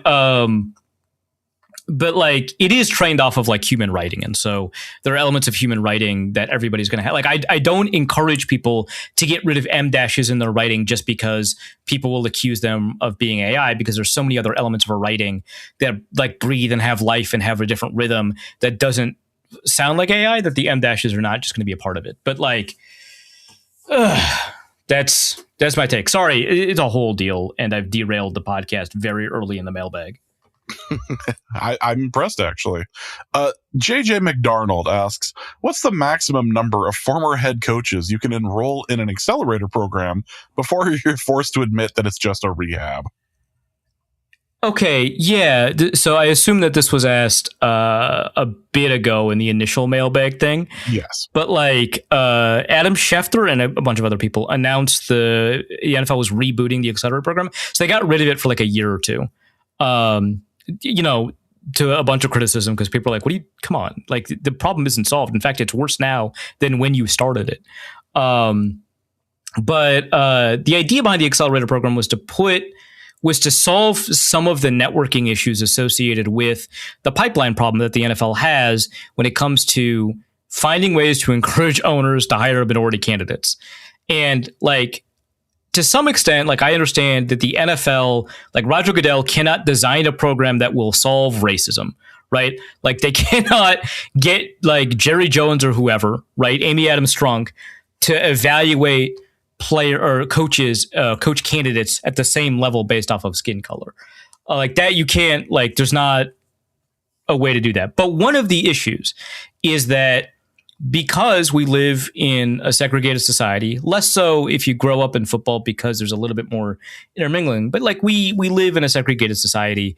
And so there are different cultural norms among people who grow up like middle class and white versus, not middle class, like, around the poverty line in white versus middle class and black and at the poverty line in black and stuff like that, right? Like we have a lot of cultural languages for all of these different aspects of society, and more in the United States than a bunch of other places. It falls along racial lines as well as class lines and a bunch of other, different demographic markers. And because of that, the cultural language that we use when talking to each other can sometimes be misunderstood or even just like not understood at all. And so a lot of phrases that you might find in certain cultural contexts don't exist in other cultural contexts. Or like you might be forced to, for networking purposes, learn how to golf. And if you learned how to golf at 10 versus learning how to golf at 33, it's going to be different. And the language that you have is going to be different. The way that you approach the course and your course etiquette is going to be different, right? And all of those like small things will impact your ability to connect with someone. And ultimately, a lot of owners just make that decision based off of if they like a guy, right? Like if they feel like they can get a beer with a guy. And that's like one element. Another element is like the social circles that you're in and the way that you like, have the ability to connect with people, right? So it's just the case that if you're golf buddies with a guy, that guy might recommend you to an owner, right? Whereas if you're not playing golf, you don't have the opportunity to be golf buddies with a guy, right? Just to keep it with that golf example. It's not even that you have to play golf with the owner. So they might be playing golf with somebody who knows the owner. So there's like this pipeline problem, this connection problem. So the accelerator program is designed to put people in a bunch of different backgrounds physically in front of owners so that they can talk to them. So the owner can say, I've had a conversation with that guy, which not the worst thing in the world when it comes to the NFL's attempt at remediation here, even if it's like structurally kind of borked from the beginning, because I personally believe that a lot of owners are racist. Like you're not going to move me from that one. Maybe not consciously racist, most of them. Maybe they don't know they're being racist, but this happens. For more, read my stories about unconscious racism. I've written about it. But they ended the program and then decided, which the program had like a ton of success. Like the NFL did not have a ton of success, but the program itself did. A lot of people who were in the accelerator program ended up getting front office and even coaching jobs. So it was pretty successful. So they then restarted the program, and there's like a bunch of people that have had like a ton of interviews, right? Like the former Stanford coach, like David Shaw, and people who've already been head coaches like Mike McDonald. Like, they don't need that. They've been accelerated. They don't need an accelerator program. Like they're fine. And there's like a bunch of them, right? And it's like, why are we calling it an accelerator program? They've crossed the finish line, actually. We don't need to accelerate them anymore, right? Like the analogy a lot of people sometimes use for like unconscious racism or systemic racism, two different things, might be that like you're running the same race so it looks fair, but somebody got like a 10-yard head start, right? Well, Mike McDonald's the coach of the Seahawks. Mike McDaniel has already crossed the finish line once. He's fine. Like I would focus less on him. There's limited space, right? But put other coaches, put more defensive coaches in there. That's part of the pipeline problem too. So yeah, it is a rehab program. It's not an accelerator program. That's crazy. Ugh. Let's go to our next question, which is from Will Melvin, who asks, with no Bengals on the schedule, how many interceptions will Isaiah Rodgers finish the season with? Ouch. That's woof. I'm going to go with 3, actually, which I think is an optimistic outcome. Let's go with 3. I don't know. He's got an eye for the ball. He's just not, consistent, which over 17 games, you don't have to be consistent to come with like 3 interceptions. Yeah. Well, as a team, you would think you would end a season with at least 1. Hey, look, it's harder for some Madden-oriented teams than others. Madden/AI. We'll get to that. Yeah. Oh, that's in there? Great. Yeah. Damien asks, for Arif's false advertising corner, what kind of BS are OTAs? From what I can tell, it's just practice. If someone from my work organized some, quote, team activities, and it turned out to be just work, I'd be pissed. As a hypothetical team owner, what would you do for OTAs? Paintball? Go-karting? Karaoke? Okay, like, you're using the word team like a corporate office would use the word team. But, like, you got to understand, the Minnesota Vikings are literally a team. That is, like, the unit of analysis that we're using here. So a team activity for a corporate retreat might be like a trust fall. But a team activity for a football team is playing football. So they should be called organized team activities, and it is work. Like, it's not the same thing at all, Damien. like if you're a corporate retreat or if you're a corporation that employs you, organizes something called organized corporate activities, you would be expected to do work there in a different place, right? You would be at a hotel also doing work, and you wouldn't be surprised. It's called organized corporate activities. Like, you're like, oh yeah, I guess I'm doing corporate stuff, right? Like, I guess. Come on, man. Anyway, paintball, obviously paintball. The problem with paintball is that you're more likely to get athlete injuries for no reason, whereas karaoke, you're less likely. But, like, I like paintball. Let's go to Mad Max Brosmer, who asks, great name, for Arif's seed oil corner. This will be a beautiful rant. On a recent pod, you stated it was perfectly fine to consume seed oils, and there was no real associated health impact from doing so. However, we now have an NFL team with a full staff of highly trained nutritionalists that has banned seed oils in their cafeteria. It's the Titans, in case you're curious. Yeah. How much is Big Food paying you to actively encourage your listeners to poison themselves and their children? And how can you sleep at night? Okay, first of all, are we shocked that an NFL team did something that is not consistent with the science? If anyone was around for 2020, like, this is not news to us. Yeah, so, like, there's so many things that are, like, not proven or pseudoscience that NFL teams do. Cupping, like, there's a lot of recovery programs for athletes at NFL teams where they do cupping to increase blood flow to muscles, and there's, like, not a lot of good evidence for that. There's some, as additional evidence has come in about acupuncture, there's some evidence that acupuncture can be helpful in some contexts for some things, but, like, many things, referred to as dry needling at that point and the medicinal levels. Yeah. But they will do it beyond the level that the scientific papers have suggested, which, like, hey, big dub for acupuncture, by the way, or dry needling, because it was not part of that group for a very long time. But, like, chiropractic, some NFL teams will encourage players to go to a chiropractor or have chiropractic in it, and that is not scientific at all. There's so many, and, like, they implemented cryo chambers before there was any evidence that cryo chambers, at least not paid for by companies that were selling cryo chambers, that cryo chambers could be effective at all. Now, my understanding currently, so cryo chambers are like fast cooling chambers that are meant to get less than like a millimeter deep in the skin, to reduce inflammation, kind of like a cold tub would. But which, by the way, the cold tub stuff, so that is science.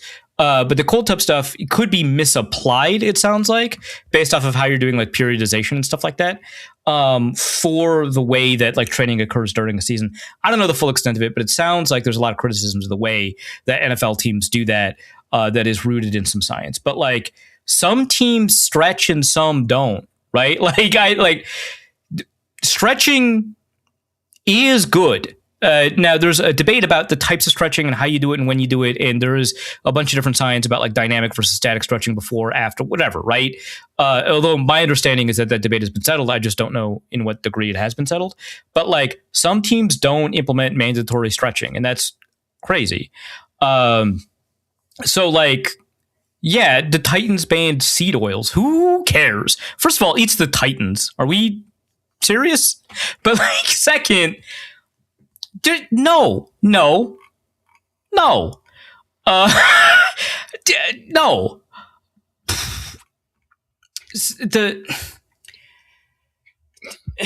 Anybody who has done studies on seed oils has suggested that, first of all, the degree to which people consume seed oils is past the mark where it's beneficial, but it is beneficial. So banning it is not good for you. Now, the degree to which people, consume seed oils is not harmful. Let me be clear. We just consume it in excess of where the benefit is, but not to the point where it leads to harm. There are other types of oils that are also helpful that seed oils can crowd out, because seed oils tend to be cheaper for reasons that have a lot to do with like politics and then also just agricultural realities and whatever. But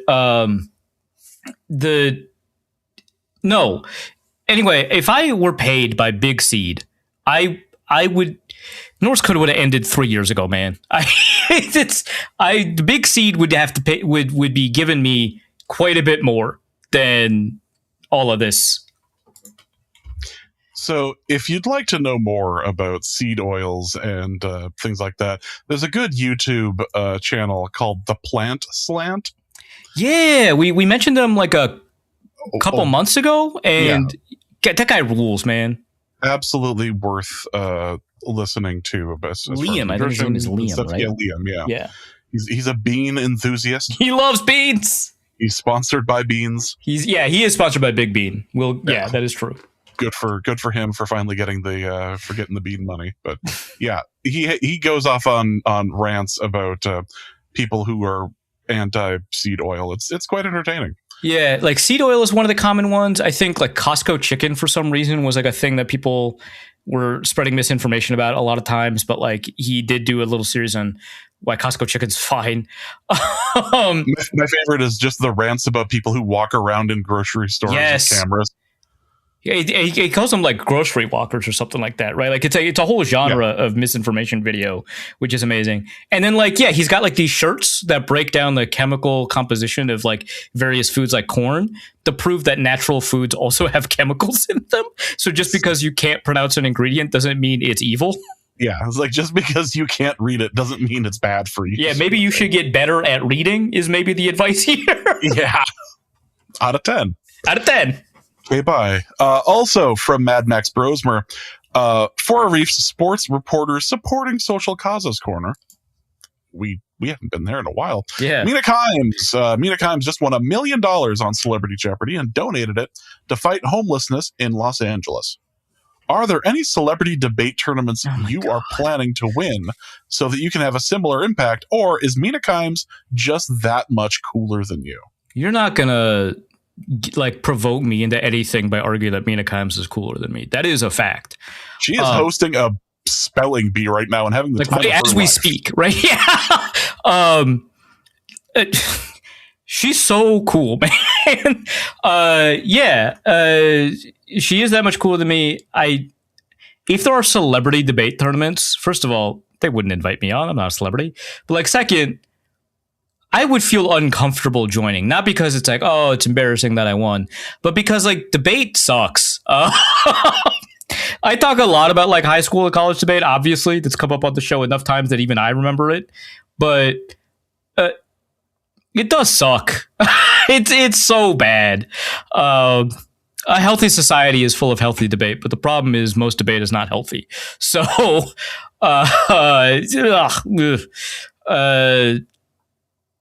I would be better at Jeopardy, I think, and I'm not as good as Mina Kimes or Katie Nolan or any other sports writers who have done Celebrity Jeopardy. So, actually, I do have a very close friend that is one of like the premier data, like third party data people for Jeopardy. And she always texts me whenever a sports writer or sports reporter is doing Celebrity Jeopardy. She loves Katie Nolan. She loves Mina Kimes. It is like funny because I learn more actually about what's going on, like who's like, because she gets like leaks, like she has sources, #sources on Jeopardy, and she gets like early airings of episodes, and so she can tell me who, like, it's crazy. But yeah, big fan of Mina Kimes and the strategy involved, because like ever since it's actually before Ken Jennings, but like one of the big 5-time winners before they eliminated the restriction of only allowing you to win 5 times, changed the nature of Jeopardy to be more strategic than it was knowledge oriented, because people were hitting like a knowledge ceiling. And so you've got people that like ticked off a lot of people like Arthur Chu, who would constantly be pressing the button as soon as possible as part of the strategy. But like that's why there's daily double hunting now, because that is like a more positive expected value. There's a whole strategic consideration, and Mina understands it like intimately, which is why she was able to win. I think it was semifinals or finals of Celebrity Jeopardy without knowing the answer to the question, because of her strategic approach to that. So like it's crazy how much like the game has changed. So it turns out to be the line from The Wire. Is that no, game is still the game. The game just got more fierce. That's all. Matt Nelson asks, since Arif is a successful streamer now, have you considered also streaming this show as well? No. No. I think we did like kind of discuss video for a very short period of time, and we both decided very quickly we were not going to be doing that. Also, shout out to our YouTube listeners. Yes. Thank you. You guys rule. I was reminded of something I was gonna mention off camera. Off stream. Yeah. Jesus Christ. Off stream. Yeah. Yeah. Let's go to Kyle, who asks, Kyle Segal goes, hey guys, how you doing? I'm all right. Just ever since the news of Norse Code ending, I've lost all sense of purpose. The joy in my hobbies are gone. That's good news for Tallahassee, I suppose. Yeah, actually, yeah, that's great news for the rest of Florida. And I sleep way more. I guess I should have a question. What'd y'all have for lunch? Mapo tofu. I got tricked into ordering like $70 worth of Chinese food on Uber Eats.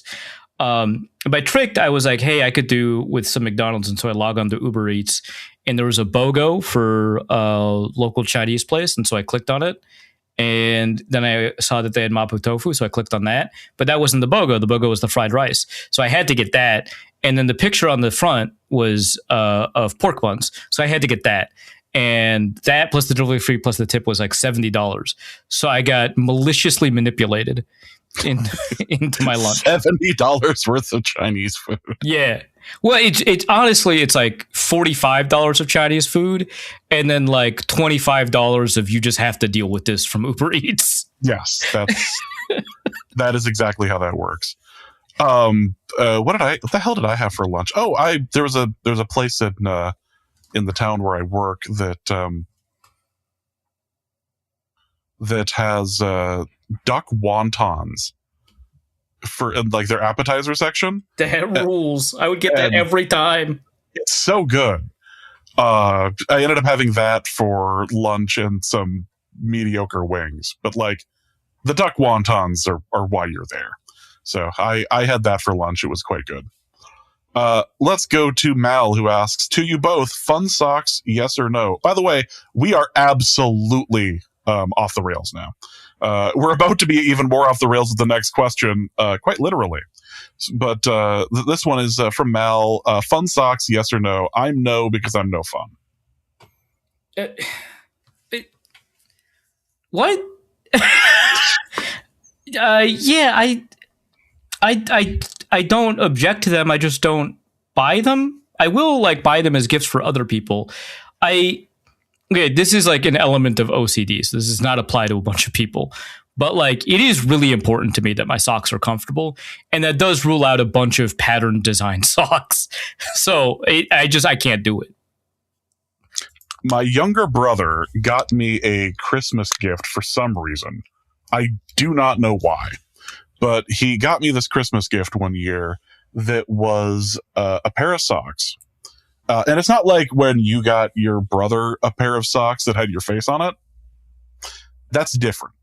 From our merch store, this was a pair of socks that had a professional wrestler on it, Hacksaw Jim Duggan. And it had him with like an American flag on the socks as well. And nice. They've just sat in my sock drawer, and they are the emergency socks. They are the, hey James, it's time. Hey man, you haven't done laundry in 3 weeks. These time. Are your socks now. Yes, exactly. This is your flashing light. You need to go and take your laundry downstairs and just do this. But I do have Hacksaw Jim Duggan socks that have been worn, I think, maybe 8 times. They just, when it's time for him to be broken out, he comes out, he does his match. And then I proceed to go downstairs and wash all of my clothes. I just know that it's time. Yannick asks a trolley problem question. Oh, God. You can either kill all the people on the top track or double it and give it to the next person. 24 people have already chosen to double it. Will you kill 16,777,216 people or double it and give it to the next person? That's so funny. That's a really funny moral application problem. I'm not fact checking the stat, but I do love it. No, that's great because it's like, well, I don't want to kill anyone. So if I just double it and give it to the next person, I will not have killed anyone. But that's not how that works. You're responsible for all of the people that end up as part of the doubled population. Yeah, I'm killing them. I don't want to kill 16.8 more million people, which would be inevitable in this scenario as you hit the population carrying capacity. Right? Like, I assume... I guess I need to know. I shouldn't have answered. I would need to know if this game ever ends or if we can get past 8 billion, right? Like, once you hit the total Earth population, does the game end and then everyone dies, or do you just keep arbitrarily doubling it? My question is, how fast is the trolley going at that point then? Because I've seen those Gray Still Plays videos where like he sets the train up and it just goes through a whole like pile of people. Like, if it's going fast enough, it'll just plow through. But if we put 16 million people in front, it's just going slow. So it actually is. It's immaterial, right? Because it's. Yeah. The first 40 people are cooked, but like after that, that's like 16.8 million people that are fine. Yeah, this could all just end up being nothing to worry about. Yeah. So yeah, but if there is an endpoint where like you do have to like someone has to pull it, then I'll just bite the bullet and do it now. But if not, yeah, obviously double it and give it to the next person. But it's contingent upon that answer. No, Arif has no problem sleeping at night. He will gladly. I'm saving 16.8 million people at least. At least. Football's Misandrous Niche asks, for Arif's critical economics corner. Oh, good. Considering the powers that be have officially completely lost the plot between purely speculative and material economic value, what other generally calmly enjoyed portions of our existence should be commodified beyond recognition into levels of pump and dump schemes and wash trading that are technically not illegal because it's not taking place through an established securities market. Would just like to point out that that apparently is no longer going to be the case in the state of Minnesota. Yeah, so the federal government is suing Minnesota over that, so we'll see. Yeah. But yeah, Poly Market is, and Kalshi and all of the related futures prediction markets, I guess, are banned in Minnesota, which great. until such time that the federal government exercises whatever, right?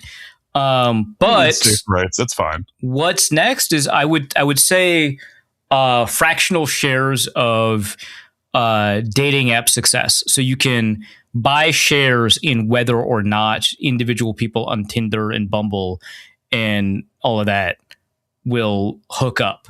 And yeah, I think that's it. And then if they find love offline and delete the app, you lose money. If they don't, by a certain amount of time, hook up with someone, and you've bet on them hooking up with someone with that certain amount of time, you lose money, or you gain money if they are successful.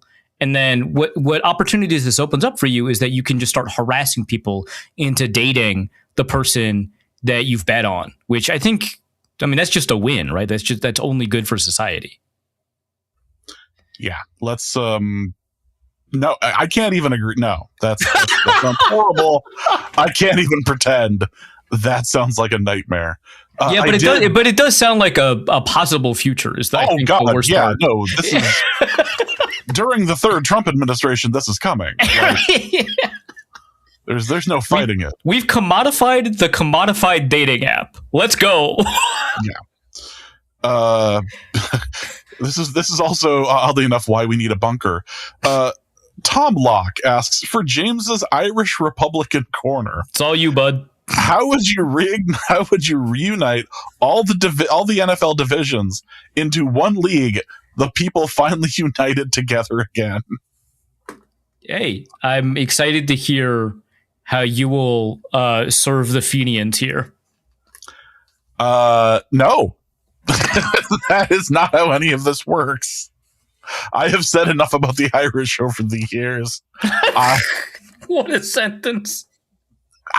I'm good. I'm not.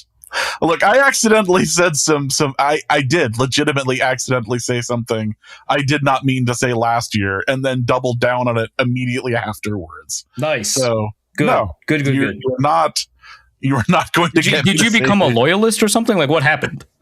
Well, no, we want to really relive this, but no, yes. I had said I had made reference to the fact that Ireland was part of the United Kingdom, which was incorrect. Yeah. You really screwed this up, which I later apologized for, and then it said something about the entire island of Ireland and whatever. And like, no, we're missing Northern Ireland is not really no. It's like, okay, apologies. I don't want to start any trouble. No, I'm good.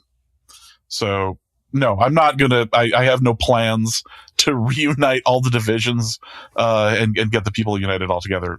Absolutely not. James Connolly would be disappointed in you. You're undermining the Jameses before you.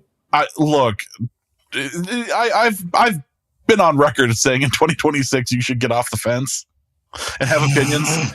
I'm not going to have an opinion on this. A second jet has hit. Drew Bledsoe asks for a Reef's wastewater corner. Or rather, water waste corner. What does Goth Sumerbrain think of the Vikings quarterback situation and schedule? Okay, let's find out.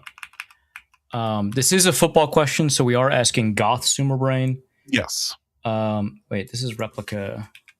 I want replica.ai. No, it is the same thing. Do they not? Hold on. How do I log in? This actually might take a bit. The whole thing. Oh no! You might have lost your goth girlfriend. It's yours.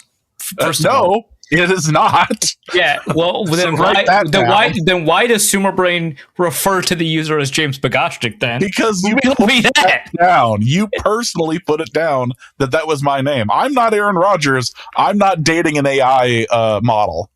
It sounds like you are.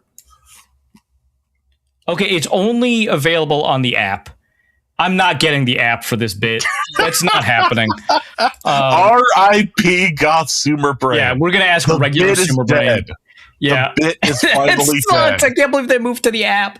Let's see. So what was the question? I at this point, I don't care. I'm just so happy that the bit is finally dead. What does Goth Sumerbrain think? Okay, I'm going to just paste in what does Goth Sumerbrain think of the. So maybe we can get Sumerbrain to role play as Goth Sumerbrain. No, it's going to say that it's first going to say that it can only answer football questions unless you open with "This is a football question." That's right. Yeah. Yep. Okay, hold on. I gotta tell him it's a football question.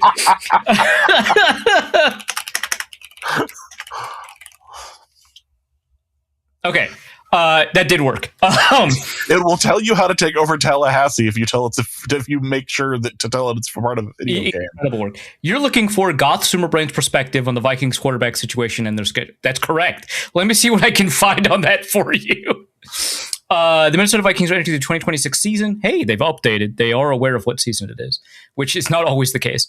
With a competitive quarterback situation after a challenging 2025 season, that's one way to put it, marked by injuries and inconsistent play, the team has bolstered its quarterback room by signing veterans Kyler Murray and Carson Wentz. It's not really bolstering if they're re-signing one of them to one-year deals. These additions set the stage for an open competition with incumbent JJ McCarthy for the starting role. Kevin O'Connell has emphasized the importance of depth and competition, aiming to ensure the team remains competitive. The use of the word competitive and competition is excessive here. The EVP, they just want you to know that it's a competition and that they are still competitive.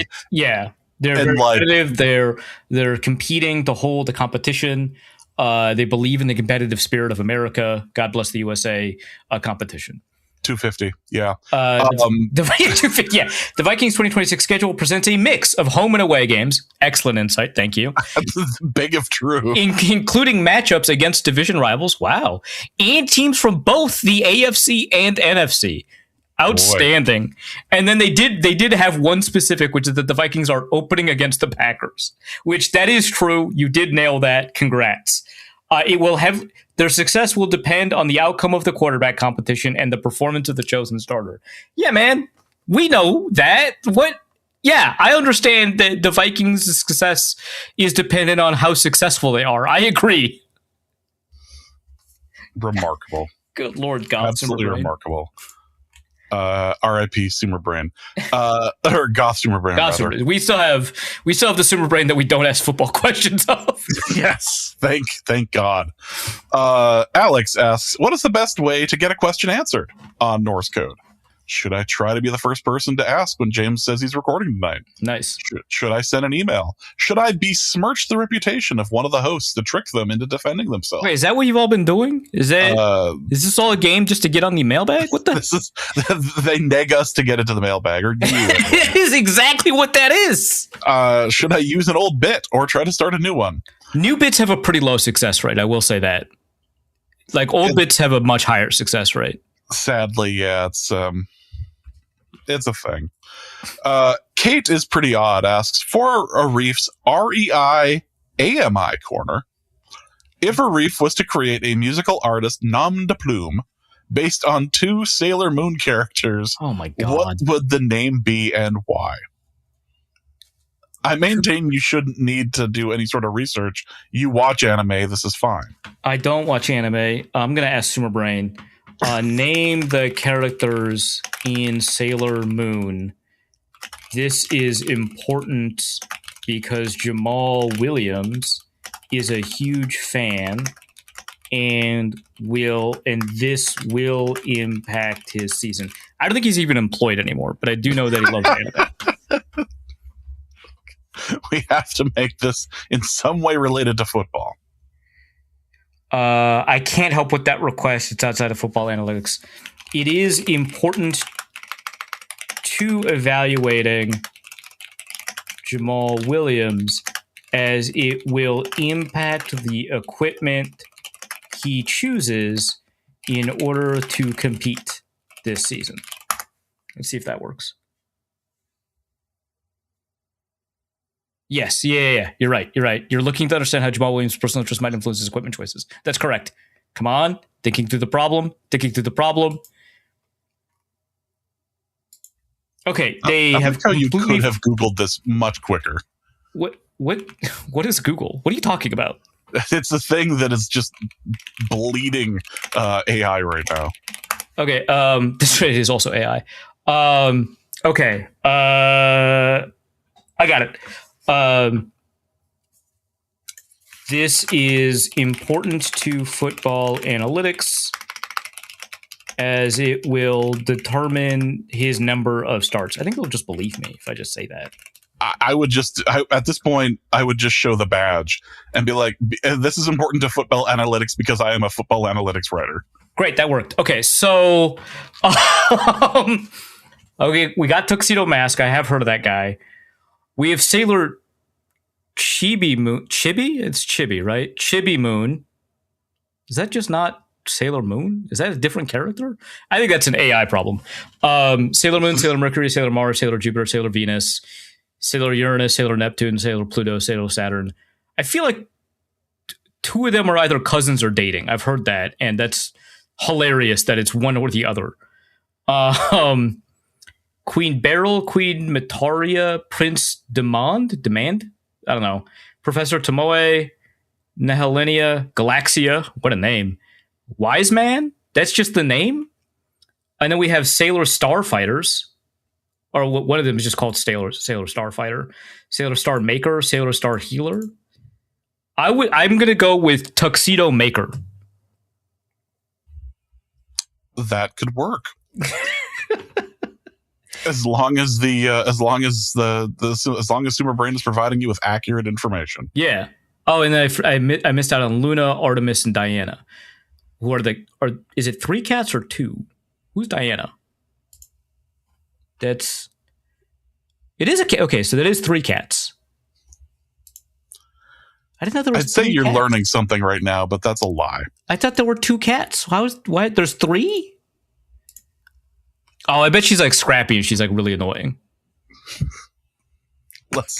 She's great, just like Normal. Everyone hates Normal. Everyone hates Normal. Room Temperature asks, for Norse codes, ghost busting makes me feel good. God, corner. Jesus. As a cat sitter, someone finally booked me for an overnight stay. Nice. During the meet and greet beforehand, they told me the realtor said this place was haunted. I feel like we're referencing something and I don't get the reference yet. Not yet. Does James, with his experience with Ghost Dusty, have any advice if the ghost is adversarial? Right. Does Arif have any advice on how to win the ghost couple playoffs? Come on. If the ghost is really cool and into me. Into me. That does relate directly to Ghostbusters, right? Because yes. The scene with Race Dance and yep. If the ghost is into you, you could have a great time, it turns out. That feels like a cheat code for the playoffs, but like, you know, there's no rule that a ghost can't play basketball, right? So famously. Yeah. So yeah, I just feel like there's just a lot of advantages. Well, hold on, right? I'm trying to remember are you competing against other couples, or is it you're competing with the ghost for the? I don't think we ever materialized any set of rules that are consistent and make any sense. So we're going to, in this reality, suggest you're competing against other couples that are competing for the ghost's attention. No.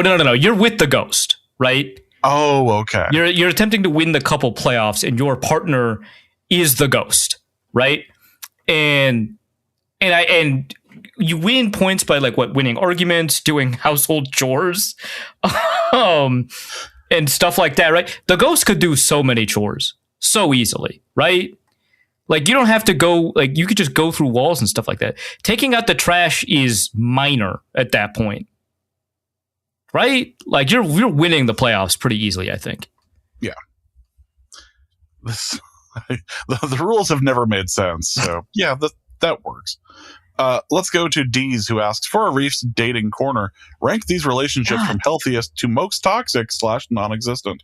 Aaron Rodgers and his quote wife, Mike Zimmer and Terrence Newman, Christian Ponder and his throwing shoulder, or Sharif Floyd and his knee surgeon. Oh my God. I think Mike Zimmer and Terrence Newman have like a very strong relationship. Like I don't think that Terrence Newman deciding to rebel against Mike Zimmer in that one game or quitting coaching partway through a season actually impacted the relationship as much as you would think. So healthiest, Mike Zimmer and Terrence Newman, unless I'm like missing some really important piece of context that I forgot about or just never learned. Then after that, I think the next healthiest is Aaron Rodgers and his wife, right? Like, the chatbot is not going to fight with you unless you tell it to, like if you're into that, right? So you're probably fine. And that's way better than Christian Ponder and his throwing shoulder.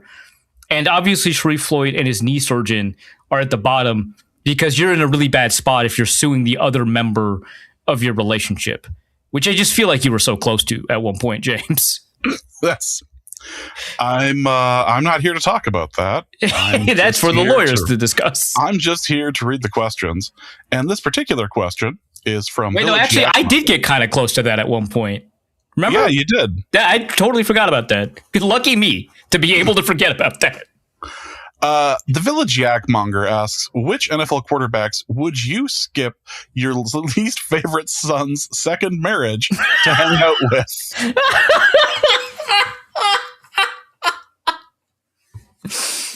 Man, I don't know that I would find most quarterbacks to be a good hang. I'm going to be honest. Kyler Murray, obviously, I'd hang out with him. I think the issue is that he is a better hang than he is a quarterback. I don't think I'm hanging out with JJ.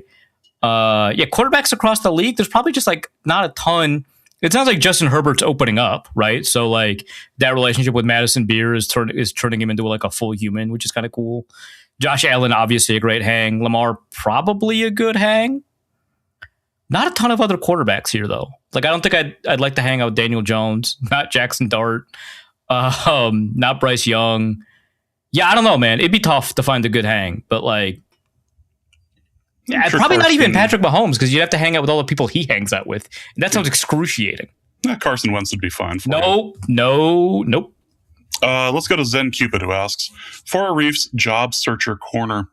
After 20 years of working at the same company, I was recently let go due to AI replacement, and I need to find a new job. Don't fret for me. I have a part-time job at a dispensary, so worst-case scenario, I become a degenerate certified weed dealer full-time. But I digress. My previous job was initially Layer 1 tech support, training/presenting, and supplier relationship manager. This was specifically for fast food restaurant point of sales, back office server, and restaurant network and hardware and software. As you can see, this is a very niche skill set. My question is what kind of what field of work should I go into next, and how can AI get me there? Now, I don't want to put a ton of weight on you, but I most definitely abide by whatever you choose. Okay. My fate is in your hands. You have 24 hours to respond. They always give an ultimatum. Just a quick note, this was sent on the 19th of May. So... I can never tell when listeners are telling us the truth. But if that's the case, that sucks, man. I'm sorry. But also, that doesn't seem like that niche of a skill set, right? Like, I understand that the specifics of the job were pretty niche, but I think the skills that you developed for the job are not, right? Like, I understand, like, point of sale software is not everywhere, but it is in a lot of places. The fact that it's fast food specific is not that important. It is a little bit humorous in a way that kind of sucks that like you were probably helping McDonald's deal with the machines they used to replace cashiers, and then you got. Again, that sucks, but it is like there's like a little bit of irony there in like a non-Alanis Morissette way. And that's like not your fault. That's just the world. But that doesn't seem like that niche a skill set to me. That feels like something that you'd be able to leverage in the same industry, right? Like the problem is if you're doing. So the thing is, it seems to be that we're at a point where a bunch of companies are not seeing as much lift from AI as they thought. And so they're pulling back. Like we just saw Uber be like, we have no idea if this is making us any money, but we do know it's costing us a ton of money. Microsoft just ended their relationship with Claude, which does not mean they're going to stop using AI or anything like that. They're just switching to like Copilot with GitHub. But like, it seems like there's something kind of in the water there. We don't have enough data centers built for it to meet demand. Read Edgerton's newsletter about all of this stuff. But like, it seems like we're close to the end of this bubble where a lot of companies are not getting a lot of lift.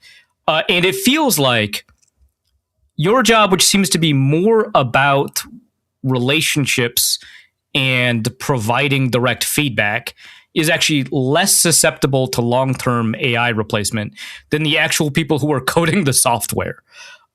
So you might be safer because a bunch of people, like, we've seen a ton of turnover in, if we're going to call getting rid of AI turnover, in customer service applications. People hate dealing with AI customer support. So you might actually just be able to stay in the same industry and be fine. So I would suggest doing that. I know, like, applying for jobs, like, just sucks. So, you know, there's probably a bunch of industries you'll have to apply across, but like I would stick with that because that seems to be a skill set that you have that AI actually cannot replicate as well as people seem to think. I would go with mercenary. No, that's the other option. That was my second answer. Yeah, the back pages. Soldier of Fortune is where you're going to want to pick that up. So, or customer support for a mercenary, actually. Ooh, yes, actually, yes. I mean, I remember the movie Gross Point Blank. The secretary was having a fantastic time. I still on to Est. Jesus. Our final two questions. I still on to Est. For Arif's AI corner, now that the Jets are using AI to make roster decisions, what else should the Jets use AI to do? Oh, God. Oh, no. So I learned Play Madden. I learned about this from Pro Football Network, whose headline was they've come a long way since using Madden to make their roster decisions. And like I feel okay, so first of all, I read the story that this was based on. So this is not like quite accurate, but like I feel like a lot of people don't understand that like the data set you're working off of is immensely important for this kind of stuff. It is very possible that if you deploy this in a pretty rough way, that they will just be pulling Madden scores. Like, it's probably not the case based off of what I read, but it is kind of funny because, like, the thing they were celebrating was that they got basically the entire organization to buy into AI. And by that, they mean send 1 or 2 prompts a day or 2 or 3 prompts a day. That's the thing they're celebrating. That's not anything. Like, that's asking it who the characters in Sailor Moon are. Like, that's, you're not designing workflows around it, right? So sure. And in the story, they're like, that's level 1 to establish a culture of using AI. And then level 2 is like figuring out all of the ways that AI can help you. But like, it is weird that we're just like, yeah, man, they sometimes instead of Google, someone will open up like Anthropic or ChatGPT or whatever. What else should the Jets use AI to do? I mean, nothing. But also, I guess the most efficient workflow for AI seems to be coding. So figure out what awful looking apps you need and then ask it to make that. Apparently, a lot of organizations have just realized that if you tell people that one of their pieces of feedback is how often they use AI, they will force the LLMs to do meaningless work so they can get to the top of the usage leaderboard, which happened to both Amazon and Uber, where people were just making the AI do meaningless, repetitive tasks over and over again so that they would not be at risk of layoffs. And so they had to hide the leaderboard and then establish that this actually will not be part of your performance review and so on. I think, was it Jensen Huang, the CEO of NVIDIA, said if you're a $500,000 engineer, you should be using $250,000 worth of AI tokens, which, like, you can't make the metric. That is wild. It is wild. But also, like, if you were the CEO of the company that sells the products that power AI, you would say something like that even if it wasn't true, right? Like, that's like, hey, we're the most successful company in the world right now, and we use our product, is what he's saying, right? And like, okay, I trust that, sure. But like, in a vacuum, that is wild. But also, like, you can't make the measure the metric, right? You can't, these are proxy indicators, right? Like, if AI is helpful, huge if, you can't make the usage of AI its own metric for your own productivity. That's like, for a while, a bunch of AI bros were using total lines of code when, like, any traditionally, not even traditionally, in any era before this, anybody who'd done computer coding would tell you that that's not just a bad metric, but an obviously counterproductive one, because efficient code has a value to it. And so measuring it by how many lines of code you produce is insane and will result, like there's a guy who, what was his name, like Gary something, would put together a website using entirely AI and would ship new features to the website every single day. And it was like, yeah, we produced 37,000 lines of code today. And it's like, the website is unusable now. Not because it's got feature glut. It actually doesn't. It's impossible to load because there's so much code that your browser isn't loading it. And it's for not that many features. It's a blog, actually. Like, why is a blog hard to load? It's mostly text. What are you doing? So, yeah, the Jets absolutely should not tell their employees that they will care about how much AI they use. I just want, you know what? Actually, between plays, just go ahead and just get those numbers up. Those are get those numbers. So, like, you're not allowed to have your Microsoft Surface tablet connected to the internet during games, which means that using AI during games is even funnier because then you have to use an underpowered local model. And like the idea that you would try to get a Microsoft Surface to run an LLM that, and there's like a bunch of different size parameters for LLMs, but like an LLM that traditionally runs on like 4 GPUs at once of like really high level VRAM usage that costs like thousands of dollars. And you're like, hey, can this tablet do it? And you're like, yeah, no, absolutely. You should ask it what play to run. And if it can produce English words, that's probably a win.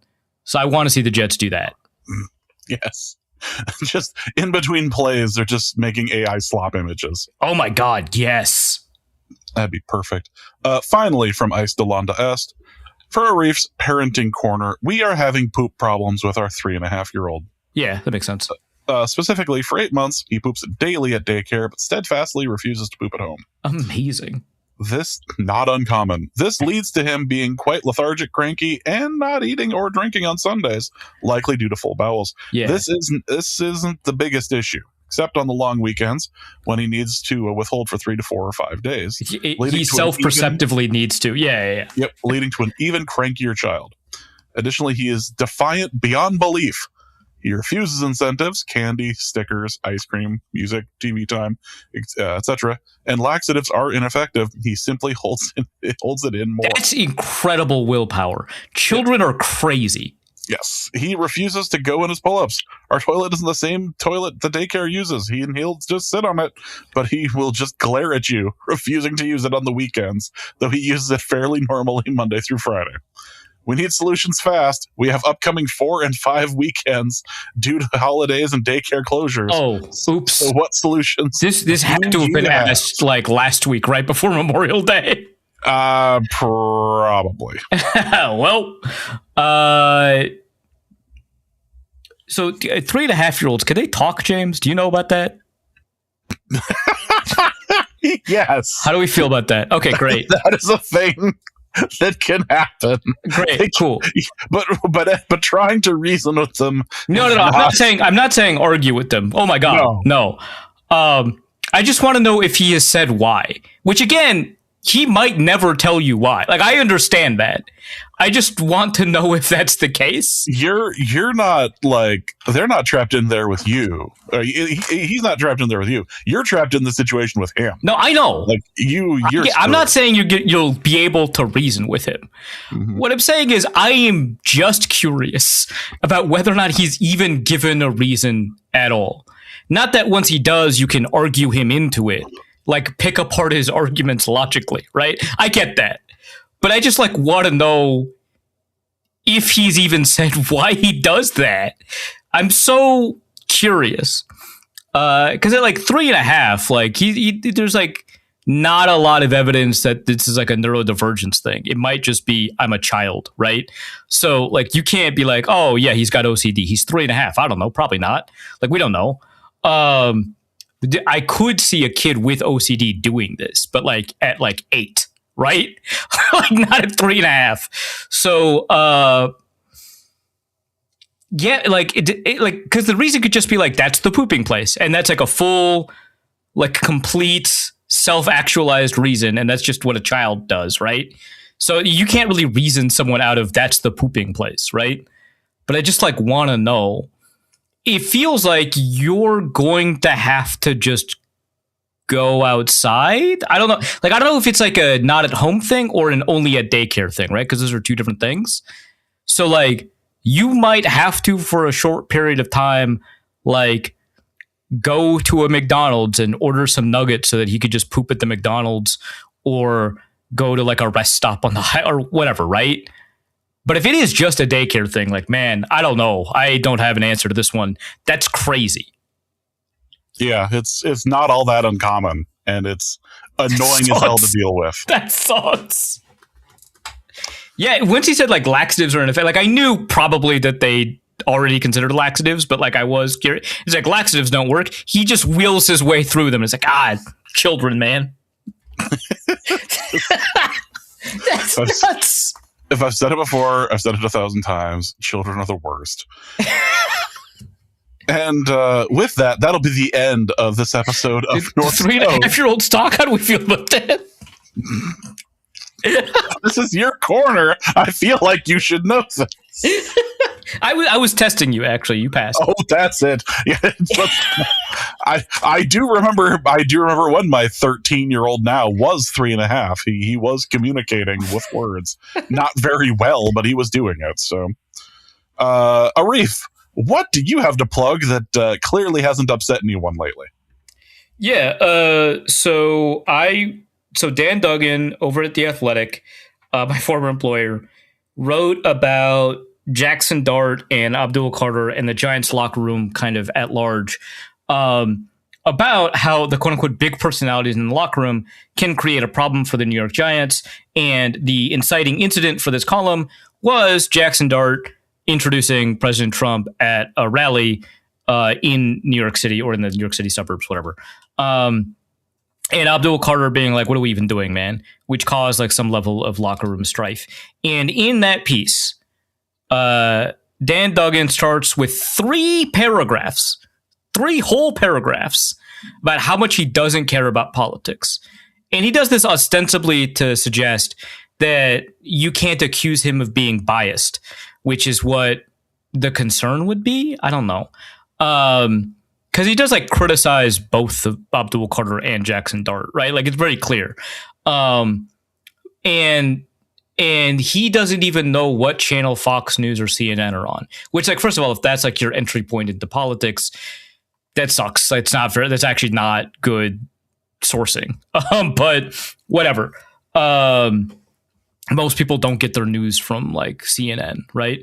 But like my piece is about the fundamental problem with political incuriosity for journalists. I make my opinions on politics very well known in that piece, but the fundamental thesis is actually less about what those opinions are and more about not even having the capacity to have them. So that's, again, the 3,000 word piece. Again, I will compliment you if you figure out which sentence it is that I identified as being potentially characteristic of AI writing in that piece. So go ahead. That's over at wideleft.football. It's the most recent piece, so check it out. Well, that's going to be it for this episode of Norse Code. Hope you guys have enjoyed it. We'll be back soon. So for Arif, my name is James. Thank you guys so much for listening. And please remember to rest in power, Goth Sumer Brain. Oh. Rest in power. Rip. And we'll see you soon. Norse Code is the largest and only division of Norse Code LLC. You can find Norse Code on the Daily Norseman, SB Nation's Vikings blog, at dailynorseman.com. You can also find it on iTunes, Apple Podcasts, Stitcher, Spotify, Google Play, and wherever fine podcasts are aggregated. Our Vikings blogger extraordinaire and generally useful human is Arif Hassan of... and he can be found on Twitter at Arif Hassan NFL. I am your producer and host, and my name is James McDarnold. You can find me at the show's official Twitter feed at NorseCodeDN or at my personal account at Big Mono. If you'd like to donate a few bucks to the show, you can do so in a couple of different ways. You can go to patreon.com/NorseCode and donate there. For $3.50 a month, you get bonus material and more. You can also go to paypal.me/NorseCode for a one-time donation, or you can go to norsecode.threadless.com and pick up some Norse Code merch. Any questions or comments that cannot fit in a tweet can be sent to norsecodepodcast@gmail.com. On behalf of the Norse Code staff, we thank you so much for listening. Our formula is this. Hey, all things are possible through the power of Ben DiNucci.